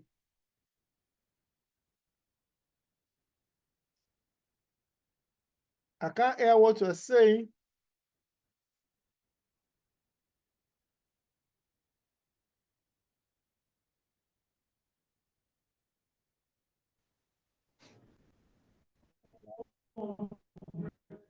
Can you go back to, Hello? yeah, can you go back to when you said she met him at a conference? According to her, because according to Professor Bolanle Awe, Yeah. she's and Professor Akinwumi Sola, they are more or less like contemporaries. She now said in a conference when they met, she decided to challenge the professor and said, this stage is wrong, that you need to correct it, that the new findings that she have discovered, particularly in collaboration with the family, based on oral evidence, that the woman is not so wicked or the way the play try to portray her. So try to portray the slave merchant. So according to her, she said that is the reason why the play was staged in the second fashion. Is that not what I said earlier? Yes, sir. New I'm just trying to collaborate what you said, sir. Yeah. New evidence will become available.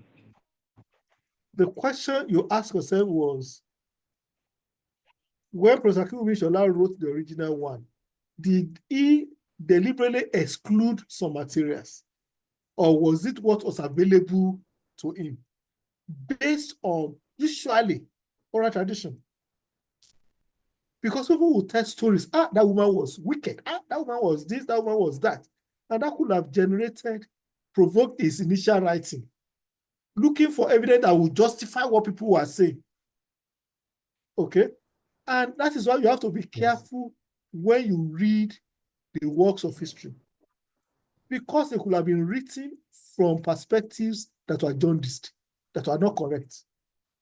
I mentioned to you the trip I had with Professor Adebayo, and the daughter was saying, this, I saw blood, people were fighting, people were killing themselves, and were both on the road.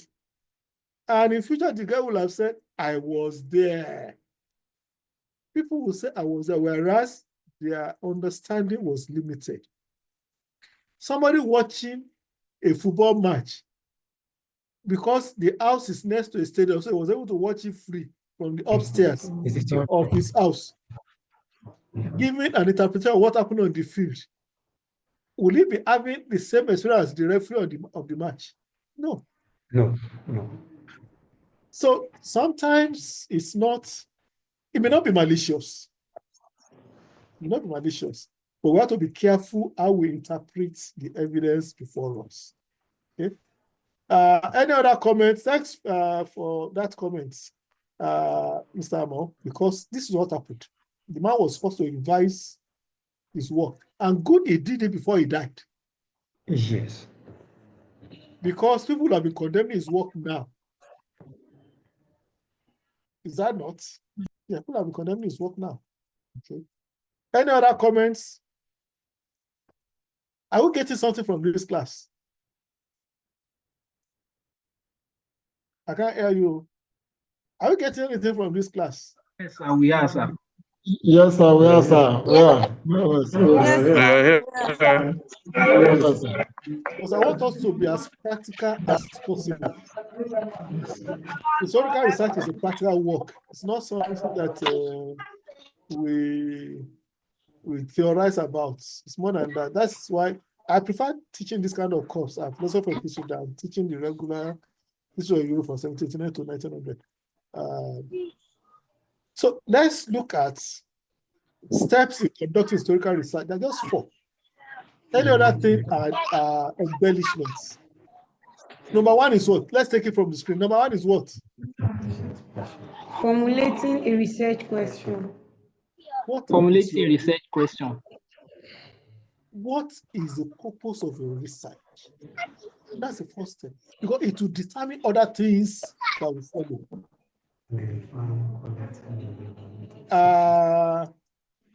Without it, you have not started. That's number one step. Number two step is what? Let's take it together. Identifying, Identifying, collecting, and collecting, and evaluating evaluating sources. evidence, sources or evidence. Identify, collecting, and evaluating sources or evidence. Your evidence that you are looking for, the source you are looking for, will have been determined by what? The research question. Because your research question is supposed to tell you what to look for. So the evidence you are looking for is supposed to answer your research question. But sometimes you find things you are not looking for. Do you know that? You come Yes, across sir. evidence that you are not even prepared for, you are not looking for at all. There are, in my office in Ife today, there are original materials are collected from the archives in Ottawa, in Canada, in 1987, that I didn't go to look for. I was looking for something else, and I came across those ones. And I decided to add them to what I was looking for. Okay? Thinking that in future I will write on them. There is this research I did for my master's, the Commonwealth and the Nigerian Civil War. By the time I got to Ottawa, and I was looking at the papers of Arnold Smith, there are so many things that I saw that I didn't use for my first degree. And I said, okay, I must collect them and rewrite my thesis to look at the new perspectives. The materials are still there. So the sources you identify, you identify the sources that will answer your research question. You collect them and you evaluate them. Because you have collected them doesn't mean that they're useful. There are sources you may collect that may not be useful. It may just be trash. Okay? Particularly newspaper sources, sometimes they can be very useless. Now, you are reading or you are writing on politics in the Second Republic in Nigeria. Okay? Many of you are old enough, most of you are old enough to know about politics of the Second Republic. Okay? If you pick Concord newspapers and Tribune newspaper on the same incident, how would they write it? Different perspective. The same UPN and NPN. different story, the same story, different perspective.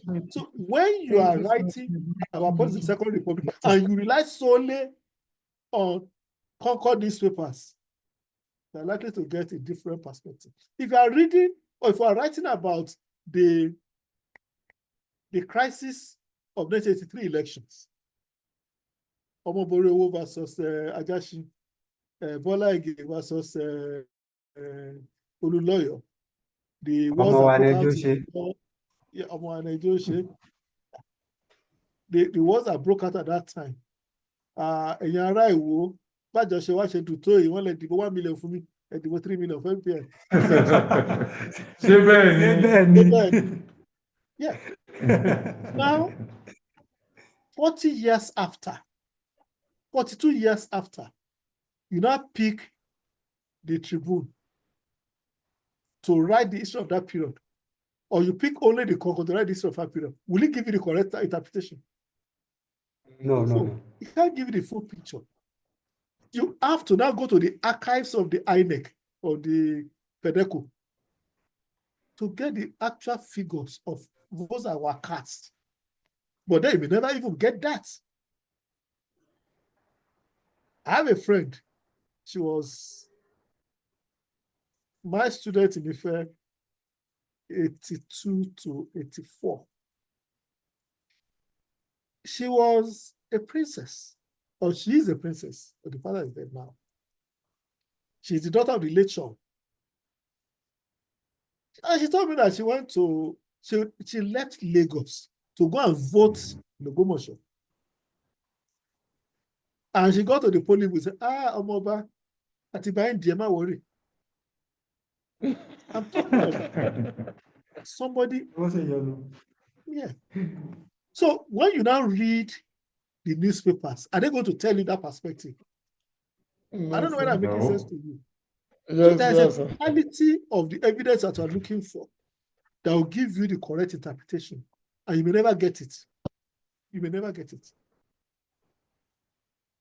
When they told her that we already voted on your behalf, and she asked, what does she mean to vote dìbò fún àti mẹ́mẹ́ máa dìbò fún ẹ máa lọlé ẹ má ṣe wàhálà. These are not things you find around all over the place, but they are events that happened. I don't know if Tivoro Lubagwe will remember this. The man who won the election in Akosa in Osu in 1983 was not even from the town. The man they claimed won the election was not from the town. When they were looking for candidates, MPN did not even have a candidate in that town. Yes. So the man, they just wrote his name as a candidate. And then when they were doing Bandogon event, they also declared the winner of the election in Atakumosa. The man could not stay in the town. Well, they are going to now you claim to have won the election. If you actually won the election, I come back home. He wasn't even from the town. Now, how could they open their eyes and put a non-DDG to represent them? But these are not things you can see in every newspaper. I don't know whether I'm making sense to you. So, identify sources that answer your research question. You collect the materials and you evaluate the sources to see whether they are relevant and address the issues. And that takes us to the next aspect, analyzing and interpreting evidence. Analyzing and interpreting evidence. Dr. Aderebi is in the car. I will have asked her to this. Because she has gone to the archives, she has gone to do research, and she has analyzed and interpreted evidence. Maybe she can share experience with us. Or maybe when she's in the class one day, when she's having, because I think she's driving, or they're driving, I don't know which one it is. And then the final step is what? Let's take it together. What's the final step? Writing and presenting findings. Is the last aspect. Your writing and presentation are informed by the previous 3 steps. You don't start your thesis by writing I've had some funny students in the past who will come to me after 1 week that they finish writing their thesis. I say, magician, how did you do it? They plagiarize somebody's work, they've written somebody's. How do you start a research by writing the outcome when you have not even done the research? And I asked, what was the research question? You don't know. What are the things you are trying to answer? You don't know. Okay? These are things that, and writing and presenting findings. Maybe at the time we get to how to write up your research, some of the issues will come up. Well, it's a session on its own. What we are doing, this line 4 is a section of its own, is a subject on its own that I think it's Professor, who is going to take it for you? Can't remember now, but someone is going to take it.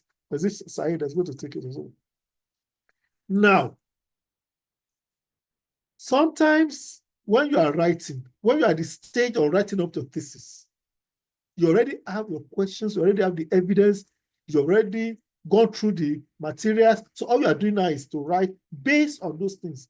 Sometimes things may occur to you in your sleep. And you woke up. When I was writing my thesis, each time, even now, even when I'm sleeping now, there's a paper and a pen beside me. Even now, Because sometimes during the night, an idea may occur to you that you won't remember in the morning. But the moment it occurs to you during the night, wake up, write it down. It may not make sense in the morning, doesn't matter. At least you can then evaluate that idea. The day I started writing the conclusion of my PhD thesis, it was during the night. I just woke up as some things occurred and I just started writing. By the time I finished, I was satisfied that I'd done the conclusion. But it wasn't something that came that night. It was a product of 3 years of research, 3 years of analyzing evidence, 3 years of interpreting evidence, 3 years of evaluating materials, of reading other people's theses to see how they have done their work. I remember when I first started my PhD in England, and I went to the library to look at theses that have been written by other people. And I read one of them. If this is the way PhDs are written, I can do one myself. It gave me confidence that I can do it. So you must familiarize yourself with what other people have written, how other people have written their work, how they have done their study. If all you do is to read the preface and introduction, read what other people have written. Read about their encounters, read about the problems they had in trying to write up, read about the challenges they had in writing their work. Am I making sense to you? So, writing is the final part, but guess what is the most important? Why?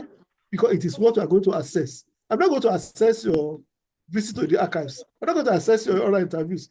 I'm going to assess what you have written and submitted as a thesis. It is a thesis, it is your evidence that you have written down that the scholar will read, that other people will read. Nobody will read your analysis in terms of how you analyze or interpreted evidence. It is the writer and the way you present your findings that will tell us what you have done with steps 1, 2, and 3.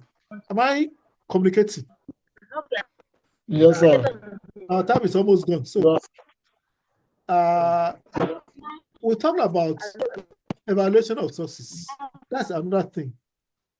When you get your sources, you go to the library, you go to the archives, you got your GIS materials, you've gotten things here and there. Okay. There are 3 questions you must ask. Number 1 is what? What's number 1? Authenticity. Authenticity. Is it authentic or is it fake? People forge documents. People forge materials. Is the material I'm holding authentic? Was it actually generated at the time they claim it was generated? Is it a genuine source? It's very important. Number 2 is what? Credibility. If it's authentic, is it credible?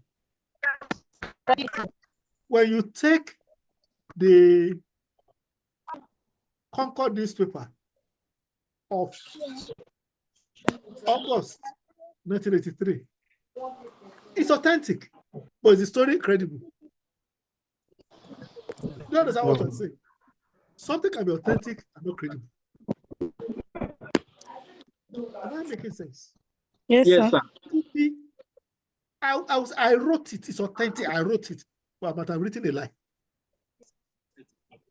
I can own up to generating a document that, yes, this is good. Okay, let me tell you an incident. Sometimes in 2014, the NUC called me. Prof, can you please help us go and do a forensic investigation at Ambrose Ali University in Ekpoma? I mentioned it to you because you are not from there. So they had received, what do you call it? They had received a complaint from the NYSC, okay, about a supposed graduate of that university who was posted to Ekiti State for national service and got to the camp and couldn't fill the registration form. Wow. Yeah. I have all the reports. I can share it with you when I'm on the ground. I can share with you. The NYSC wrote to the vice chancellor of the university to validate the certificate, the result of the candidate. So the result was authentic, but was it credible? Now, I'm No. not finished the story. They wrote to the university that we caught somebody who forged your result, who forged your certificate, claimed he was a graduate of your university. NYC never got a reply. Because the moment the fellow was caught, he quickly went to his allies, his collaborators in the university, and told them that something has happened. So they were waiting for the letter from NYC, and the vice chancellor never got that letter. They wrote a reminder after 6 weeks. They never got any reply. So instead of going back to the university, they now wrote to the NUC that we caught somebody that we thought must have forged the credential of this university. We wrote to the university, but they never replied. So the NYC, no, the NUC Executive Secretary, Professor Koji at that time, summoned the Vice Chancellor, the Registrar, all the principal officers of the university, and summoned them to Abuja to come and explain what has happened. After the interaction, they realized that a lot of problems have happened in the place. So they decided to send an audit team to go to that university.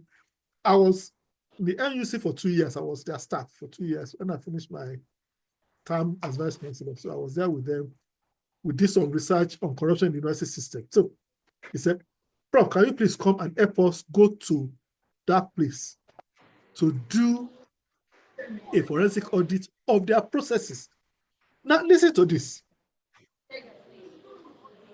Professor Nimbe Adedipe was the chairman. I was working with him. And when we got to Ekuma, the first thing he said is that Professor Kennedy, you are the one that will go and identify how this thing happened. They were looking at other things. Within 3 hours, I knew who committed the offense, who forged the results. I knew the grade they gave him. I knew the process. The question was, how did it happen? If you understand the process of running a university, it's very easy. That for a lead to go to NYC, it will come from the Dean of Student Affairs. To go to Student Affairs, it has to come from Senate. To go to Senate, it has to come from Exams and Records. To go to Exams and Records, it has to come from the departments. So all I did was just to track the job back. Got the list that went to NYC from Student Affairs. So the name of the student was that. The question is, how did he get there? I went to Senate. Where was this inserted? It was already in the Senate list. So how did he get to Senate list? So we went to the Exams and Records. And then we went to department, the faculty department. I traced the thing from where it was supposed to have originated. Who committed the crime? A professor of geography. After results were approved by Senate, and that's where I'm going, original and authentic. Authentic and credible. After the results were approved by Senate, they sent it back to the department to go and effect corrections. And that's the process. To go and effect corrections. Usually, it doesn't go back to Senate. They are supposed to have done the corrections and return it to Exams and Records. And Exams and Records is supposed to just look at it and pass it on to Senate and pass it on to Student Affairs, assuming that the corrections had been done. Because they knew that, and that's it won't go back to Senate where people will scrutinize the list. That was where the man inserted 17 names of people that never graduated. It was released from one department. Now, I saw the original list from Senate, and I saw the list that went to NYC. There were 17 additional names. Who did I call? The person that signed the document. And that's where I'm going. Authentic, was it credible? I called the principal assistant registrar that signed the document. Mr. XYZ, is this your signature? He said, yes, sir, it's my signature, but I've never seen this document before. Are you following what I'm saying? For a historian, you must be able to trace the source to where it came from. Am I making sense to you? Yes, No, sir. I asked the man, he said, it is my signature, sir, but this is not, I've never seen this document. What did they do? And that's what I'm talking about, credible and authentic. They took the original result with the man's signature, photocopied it, then photocopied a new list on top of it, stapled it, and photocopied again. So they photocopied the man's signature onto the forged document, making it what? Authentic. Because it carried the man's signature. Signature. Carried the man's signature. And the man asked one question. The man asked one question. Can I see the original? Because that is where we are going. Because all we saw that they processed to NYC were photocopies. Mm. And with that, they graduated somebody. Am I communicating? Yes, Yes, sir. you are, sir. So when you go to the archives or when you go to the source, you must be able to validate whether it is genuine or forged. It could be authentic. That is, it was signed, right? But was it credible? But it was a forged document.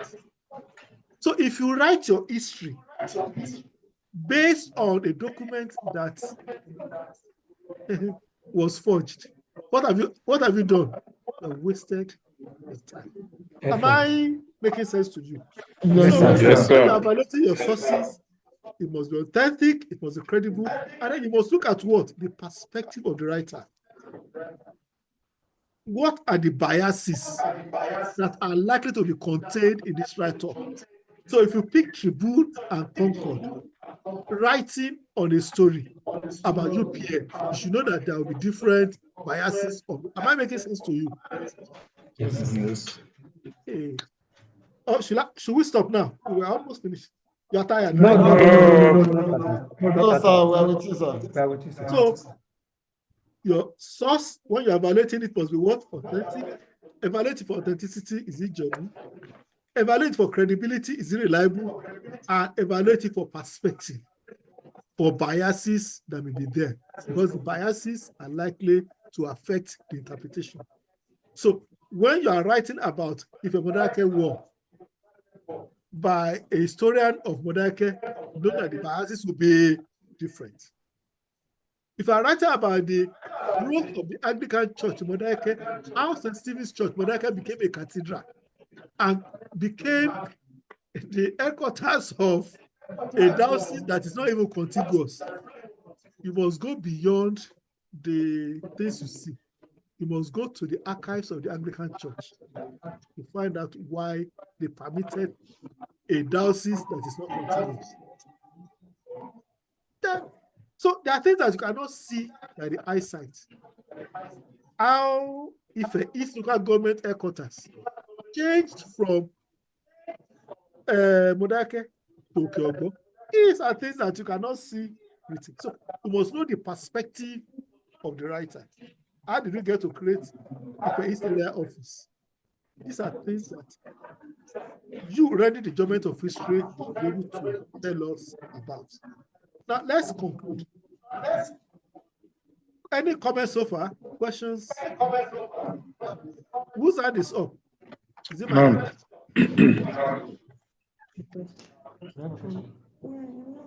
Okay. Any comments? Any questions? Clarifications that you want? No, sir. Fire on, sir. Yeah, fire on. Okay, it will be your turn next week. Now, we said we're going to introduce African story because how did we start writing our own history? Useful, connect to phone street. African historiography is very simple. When you define it, how Africa's written, Africa's past is written and interpreted. That's simple. Historiography is the history of history. How history is written. So when we're talking about African historiography, we're looking at how has African history been written over the years. That's simple. And what are the marks, the evolution? One oral tradition and the just How has African history been written over the years? okay. So that was the basic thing. That was when people like Chief Abumi or Chief Eragariba were writing the history of Benin or history of Ife. Okay, local histories. They started it, and can never discountenance them because they provided us with history that we're using today. People like Samuel, what do you call it? Ajayi Crowther, who wrote the history of the Yorubas, based on oral traditions, based on indigenous knowledge, based on interviews, based on wisdom, based on the things that are known. And which is why when you read Samuel Ajayi, when you read Ajayi Crowther's history of the Yorubas, it's about the history of your people. So that was where I got the materials. The next phase is early colonial historiography and Eurocentric biases. That is, now that we have written form of history. Okay. Then the nationalist revisionary issues of Africa, which is part of the contemporary ones anyway. Then post-colonial and contemporary. These are the stages in the evolution of historiography. This is not the time for me to go to the details, but these are the things you need to know.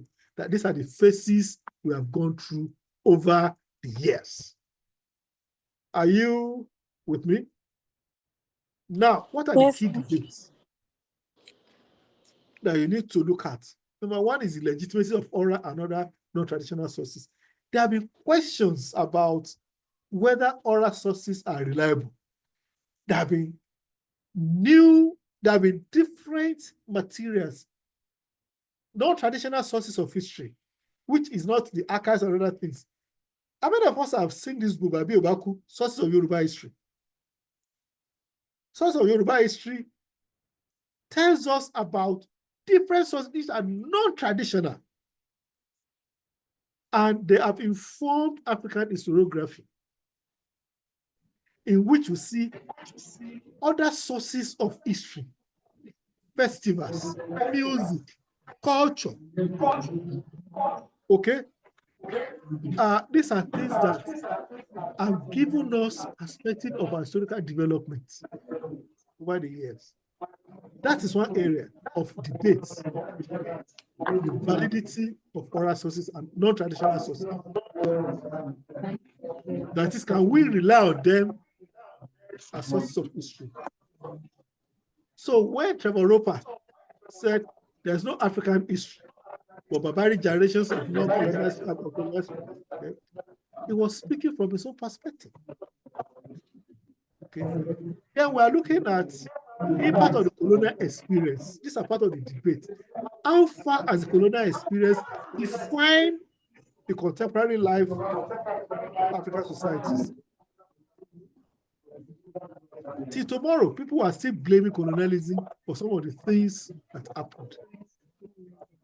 The question is, what value should we attach to the impact of colonialism in defining the contemporary life of African societies? Like somebody said, colonialism in Nigeria, 1900 to 1960, 60 years. That 60 years in the life of a country is just a short period. It shouldn't be a defining factor on a perpetual basis. So the impact of the colonial experience, also there, people are asking questions.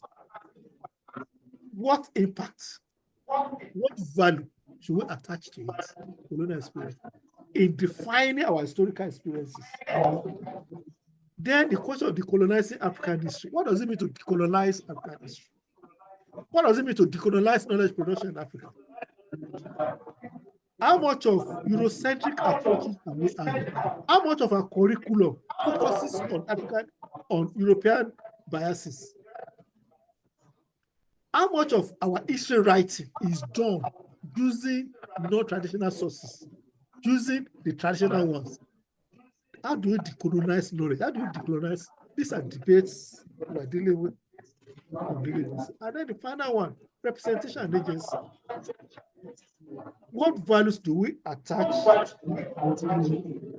to the contributions of African historians? Those of this one. But August, who died about a week ago, what values should we attach to them? What values? What have they done? What have they contributed? These are all issues that we give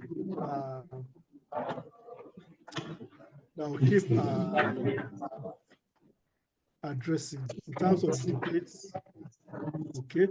Now, finally, what are the key themes? Okay. The colonial society, civilizations, we have done a lot of that. Those are the key themes. We've seen the progression from pre-colonial time to number 2 to colonialism. Okay. And then the post-colonial Africa. Those are the 3 stages. Let me stop here because we've done more than. Do we have comments? Do we have questions? Before I share with you the assignment for the course, so that I can just take comments, questions.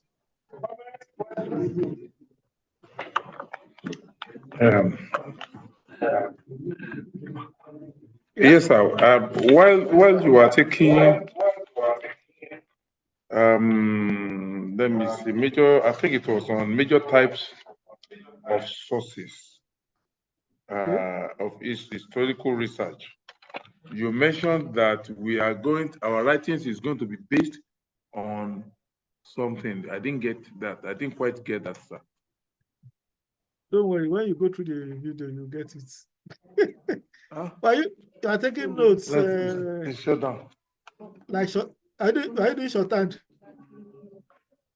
Okay, let's go back to the slides. I can't. Which one are you trying to? Talking about sources, right? Sir, mute. I don't know. Is this the slide you are talking about?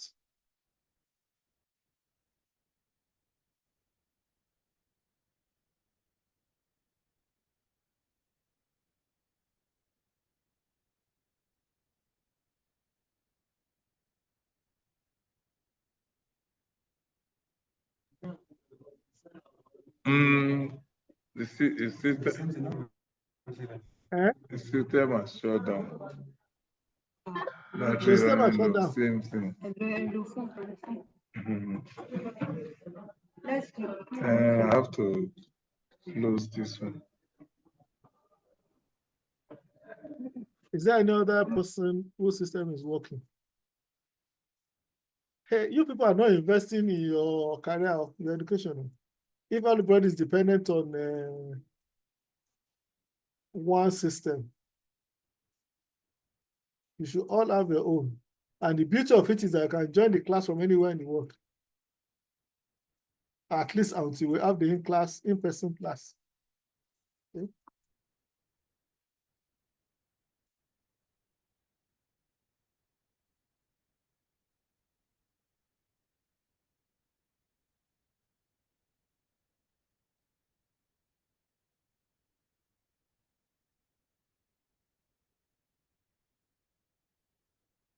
Okay.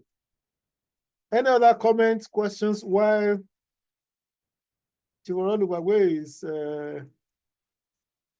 sorting out his system?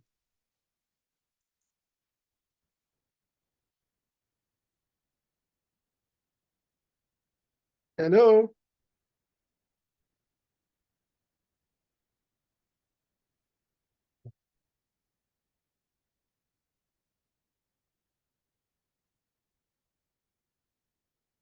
I think their system is down, sir.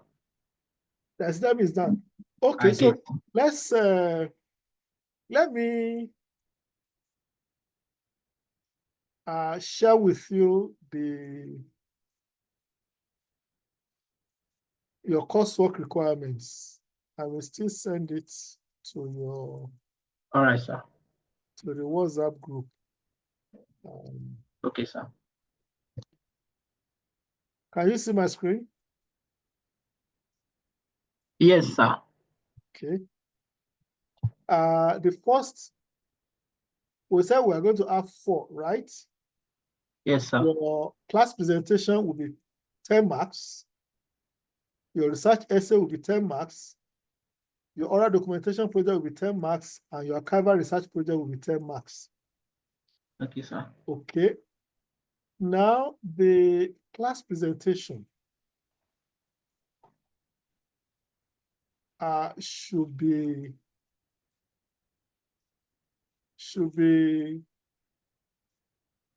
done PowerPoint. How many of you are with me? Because only one screen. I'm with you, sir. How many of you I'm are with in you, the sir. class? Samuel is with you, sir. Samuel Akode is with you, sir. Any other? Is anybody with you? Okay, I don't think so. It's just you and I. That's tragic. Okay, I can see Benson Titila, but he's muted.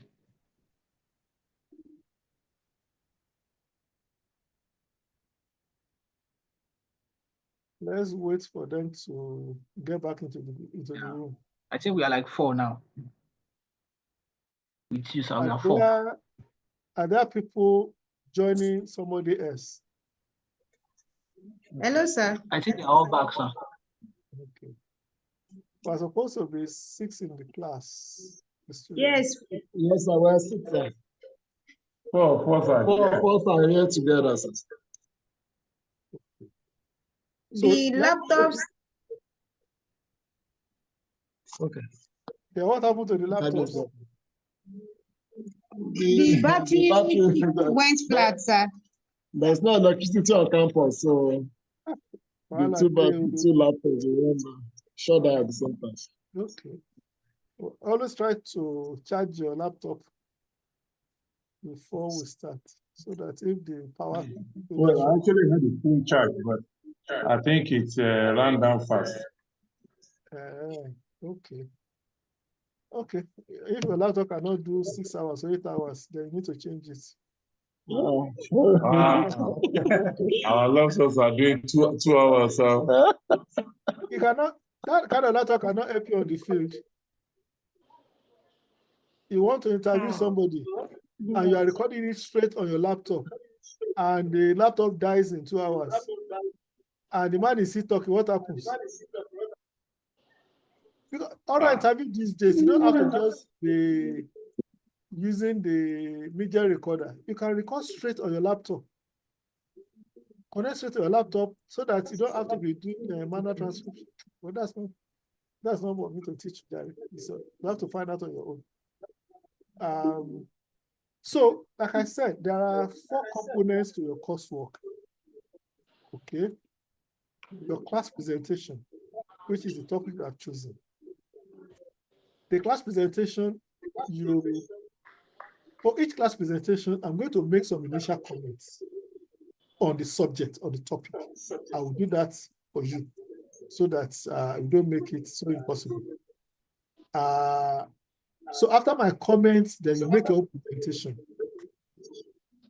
Please don't belittle yourself, okay? Don't think you have done something, but because you have listened to what I said. We didn't start the same day, okay? So you make your presentation, the class will make their comments, and then you go back to rewrite. Now, your presentation must be in PowerPoint, but what you're going to submit to me is going to be narrative. It's an essay. But I would like to have the two, the PowerPoint and the narrative. Are you following me? Yes. Yes, we have. So it is the narrative revision that I'm going to grade. I'm not going to grade the original presentation. That would not be fair. I mean, I can do that, but I'm not going to. I want you to have the opportunity of revising based on our discussion. And I will now grade the final submission. So it's left for you to give me a superb work. based on the original and then on your revised work, okay? But make sure that you have your PowerPoint ready. You cannot show PowerPoint on the phone. I'm sure you know that. And if you depend on somebody's laptop, whose laptop collapsed when you are presenting, now you, not be me, not my phone. So make sure you are ready the day you are making your presentation. Borrow or steal. Just get your own laptop to make your presentation. And get a good network so that you can listen to it throughout, because it's going to be recorded. So that when I give you 5 over 10, you'll be able to challenge me. You go back to the, I said this, I said that, but what I've written also very important, okay? The second component of your coursework is the research essay. And this is the topic I have in mind. I'm trying to determine which.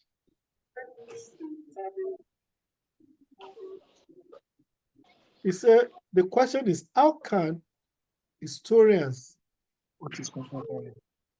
use oral history and ethnography to gain a more comprehensive understanding of the past?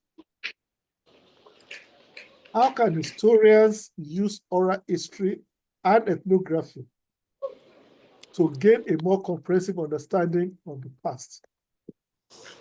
We are going to write an essay of 2,500 words, maximum 2,500 words, single-spaced, 12 points, Cambria, Calibri, or Aptos. Use the correct font. If you use Times New Roman, I'm not going to read it. So go and familiarize yourself with the fonts that are available. Of the 3 I mentioned here, Calibri is common. Cambria is available and Aptos is common. So choose any of the 3 to do it. And it was single-spaced and, of course, word processed. And should be submitted to me by email. So any of which 3 is that? Cambria? Calibri or Aptos? Any of them. Calibri? No, I'm going to share it on the platform, don't worry. He said we send it to us. Aptos is APTOS. Any of the fonts. 12 points, and Cambria, Calibri, or Aptos. Don't use Times New Roman. Don't use Curia. Those are the common things I see Nigerian students use. Curia, which is absolutely useless. You can hardly read it. Okay. So, but I've seen postgraduate students, where you're talking about OAU style, and I think is at Times New Roman that most of them use, if not all. You are writing for me, not for postgraduate school yet. When you are writing your thesis, you can use your. Okay. When you are writing your thesis, that's the postgraduate school definition of what they want. What I want, for what I'm going to read. The postgraduate school is several years behind technology, so don't blame them. Okay, sir. Okay, sir. So what I want is Cambria, Calibri, Aptos. Times New Roman is very popular. It used to be Times to be Roman, Times New Roman. I'm not a fan of it. Okay. The second aspect is your oral documentation project. And that is what proves you to be a historian. These are the elements I want to see. How do you own up your skills? How do you build up your skills as a historian? The question is, identify a thematic component of your proposed research, your own research, okay? Not my research. That involves oral source, okay? Oral sources. And conduct an oral interview with an appropriate informant with knowledge of the issues. So you identify the theme, you identify the topic, you identify the informant, and then you interview the person. Now you're going to write a report on that interview. And what you're going to analyze are 7. Number 1, the historical themes that can be extracted from the oral interview. Number 2, the interview process and challenges. What are the problems you had? What is the process you adopted? Number 3, the key historical insights you gained from the interview. What did you learn? What did you gain? Number 4, reliability or otherwise of the interview. Was the person reliable?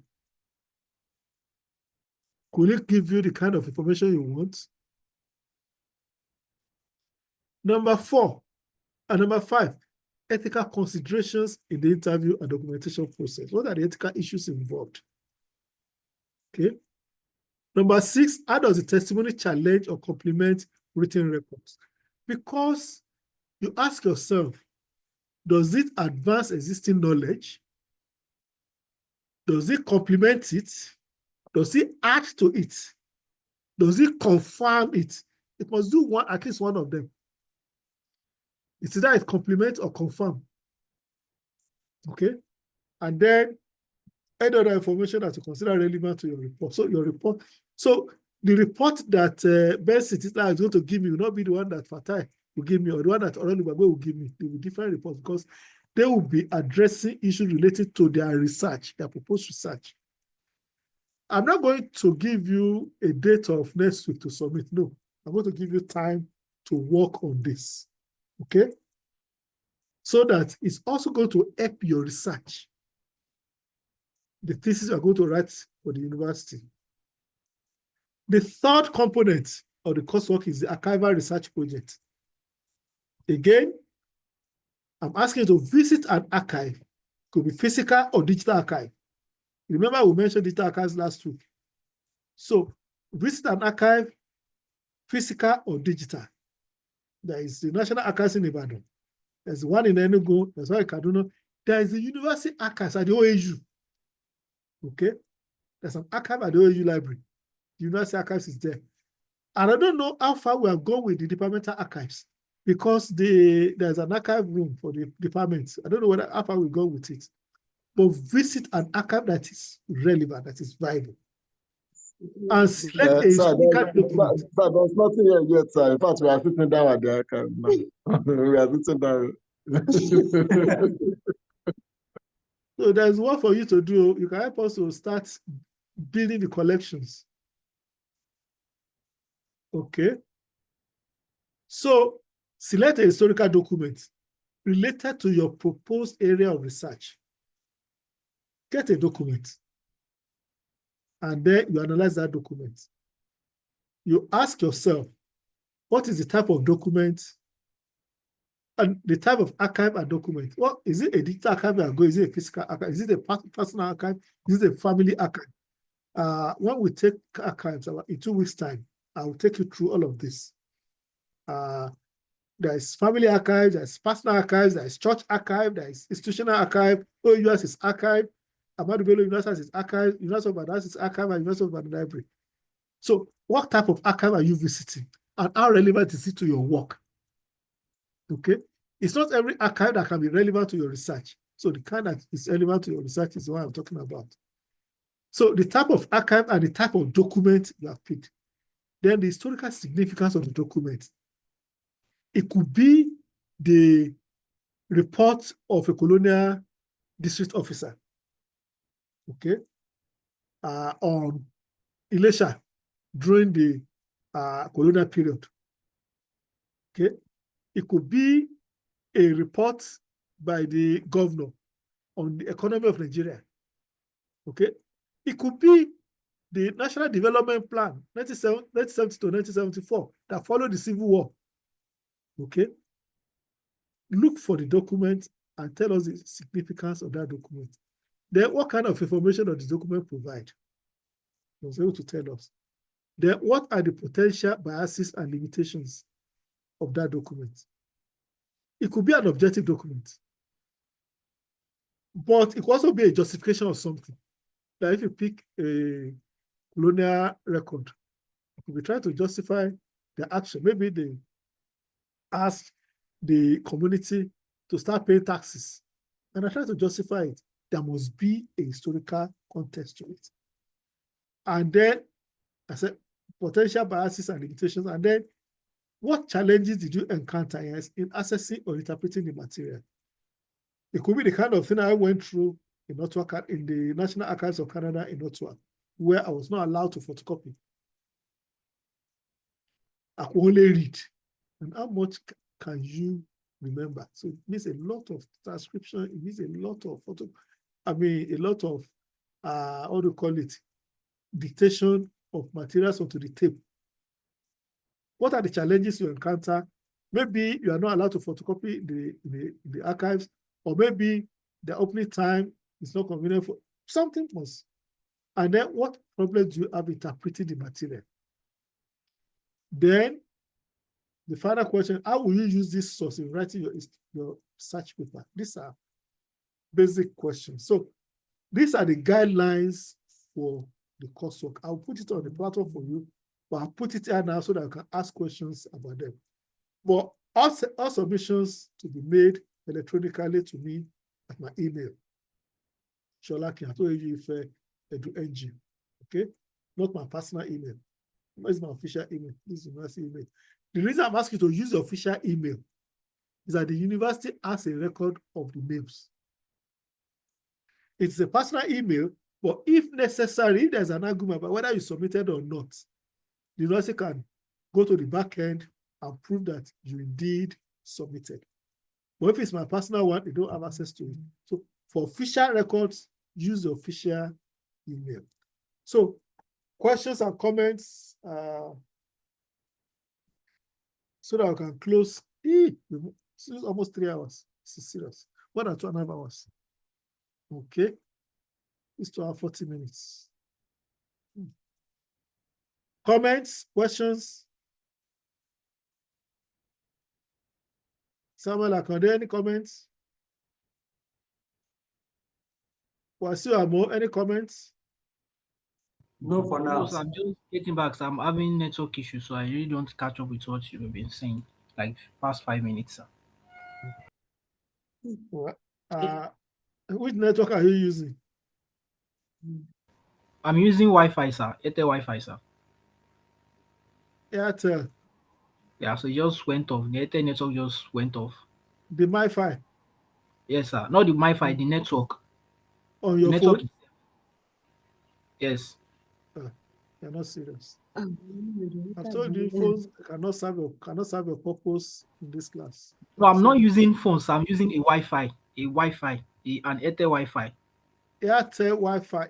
Is it the MiFi? Yes, sir. The MiFi. The small one, the white, usually white one. Yes, sir. Okay. So why is it failing you? I don't know. I think the network just went off generally. Okay. So those things happen. That's part of the problem of underdevelopment. Which is why I usually have about three of them when I'm having a class like this. So that if one fails, the other one automatically takes over. But I know you can't, many of you cannot afford that kind of luxury. I don't blame you. Yes, sir. Yeah, don't worry. Comments? Yeah, sir, I have a question, sir. Okay. Okay, yes, sir. Thank you very much. Yes, sir. This is Stephen Adewale. Sir, my question centers on this assignment. That's the question. The assignment, where we are going to carry out the oral interview. Now, you mentioned that it has to be something related. Hello, sir. You said where are you going to carry it out? No, sir. No, you told us that. I want to know, for example, must it be on what we are focusing on, must it be based on our proposed thesis topic, or we can just pick any other topic. For example, what I'm asking is, if, for example, if we want to work, just as an example, sir, if I want to work on maybe how media reports the Second World War in Nigeria, for example. So, and I know it's a long time ago. I know virtually all the people who are involved, who were actors at that time, they are already late. So, obviously, I will have to focus on archival materials and the newspapers that were being published at that point in time. So now if I want to do this kind of assignment, can I pick any other question? Is there a way, I just need an advice, or is there a way I can still interview people based on that 1938 to 1945 topic? Now, the essence of the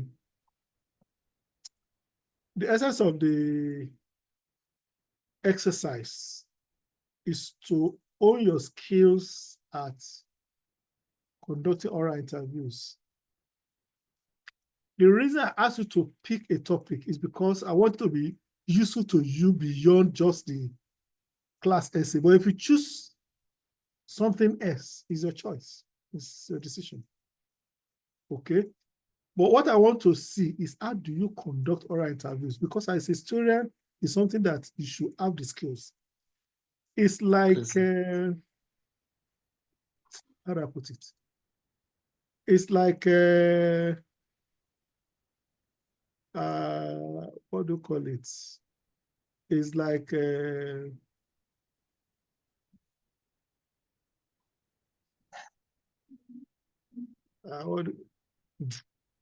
what else? When you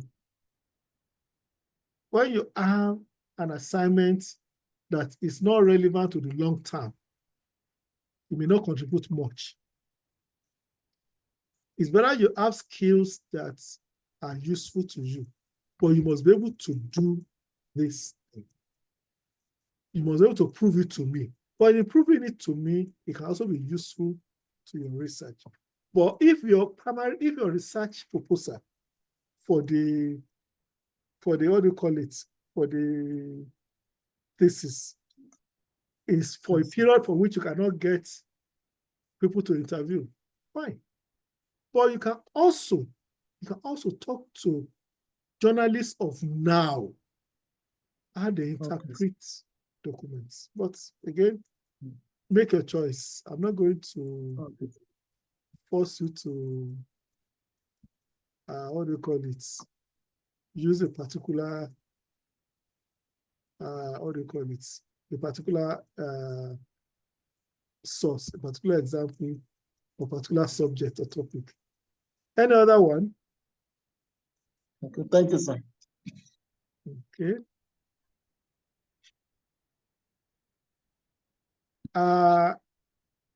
I will share the, what do you call it? I'll share the, I've just discussed it with you. I'll share it with, with the class on the platform so that you can have a copy. The reason I've not shared it is because I might change my mind about the research essay itself. I just might change my mind. But the last two will still hold as they are. The other quick announcements. We have the seminar tomorrow, the Nigerian Academy of Letters. The speaker is Dr. Professor Tunji Ogunyemi of the Department of History in Ife. He's speaking on judgment debts and Nigeria's fiscal. I want you to be part of it just to learn how to make presentations and how to do research. It's not a requirement. If you don't want to come, it's not compulsory, but you gain a lot. I wish you had been part of the last two meetings. But if you want to watch them, I've put them on YouTube, not my personal channel. I put it on Nigerian Academy of Letters YouTube channel. So if you want to check, there's one on researching traumatizing topics. And the other is forgetting, remembering in strategic historiography, which will be very useful for you. You can go and watch the two of them on YouTube. It's Nigerian Academy of Letters channel. The two of them are there. The third one is tomorrow, by Dr. Ogunyemi, which is on judgment debts and Nigeria's fiscal stability. So it's not compulsory, but you're invited. I will send I'll share the meeting ID, the meeting link on your class WhatsApp group. Then there is a monthly History of Cultural Studies seminar,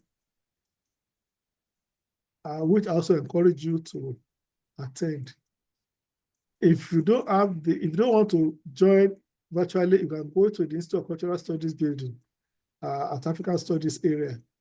You know their building, they have their seminar room. You can join them physically, but you can also join them virtually if you want. I've mentioned the 3 coursework requirements. Now, we are going to have 1 or 2 guest speakers who will just speak to you on any topic related to historical research, not necessarily the titles, the topics you have already identified. Okay? What it means is that we may have to reschedule some of our classes.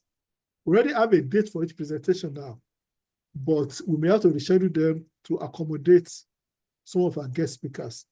Koya again, some of you might know him, Professor Koya again, used to be in the department. He followed me to Osun State University. He has remained there.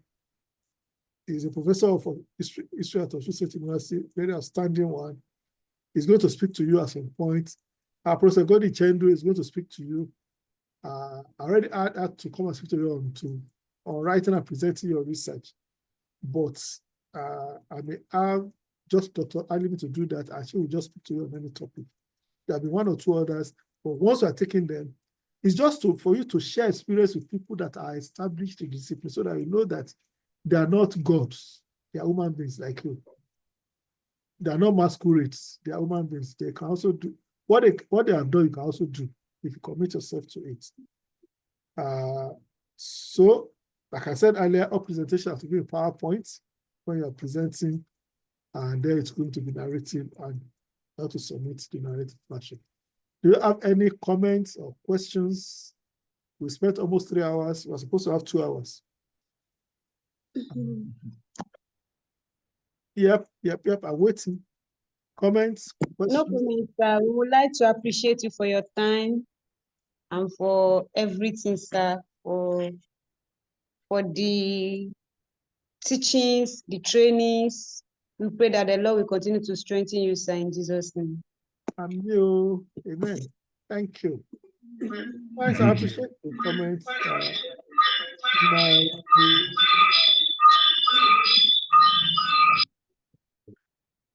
At this stage of my career, the most important thing is to build the next generation. We cannot be around forever. We have a longer time to spend than I have now. So if there's anything I can contribute, and it's a deliberate thing that I decided to take this course, which is supposed to help you to be able to build your capacity as historians, not just to narrate stories, but to be able to do it well. And thank you for the comments. I appreciate it. Any other comments, questions before we close? I'm going to end the class now. We have spent 2 hours and 51 minutes of recording, but more than 3 hours of talking.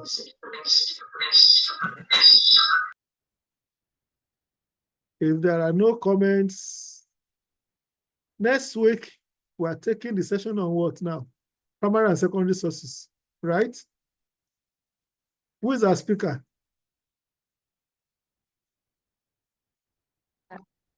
Jesus, Doctor. Are you ready? I will be ready, sir, by God's grace. Okay, don't worry. Like I said, it's just to train you. Okay?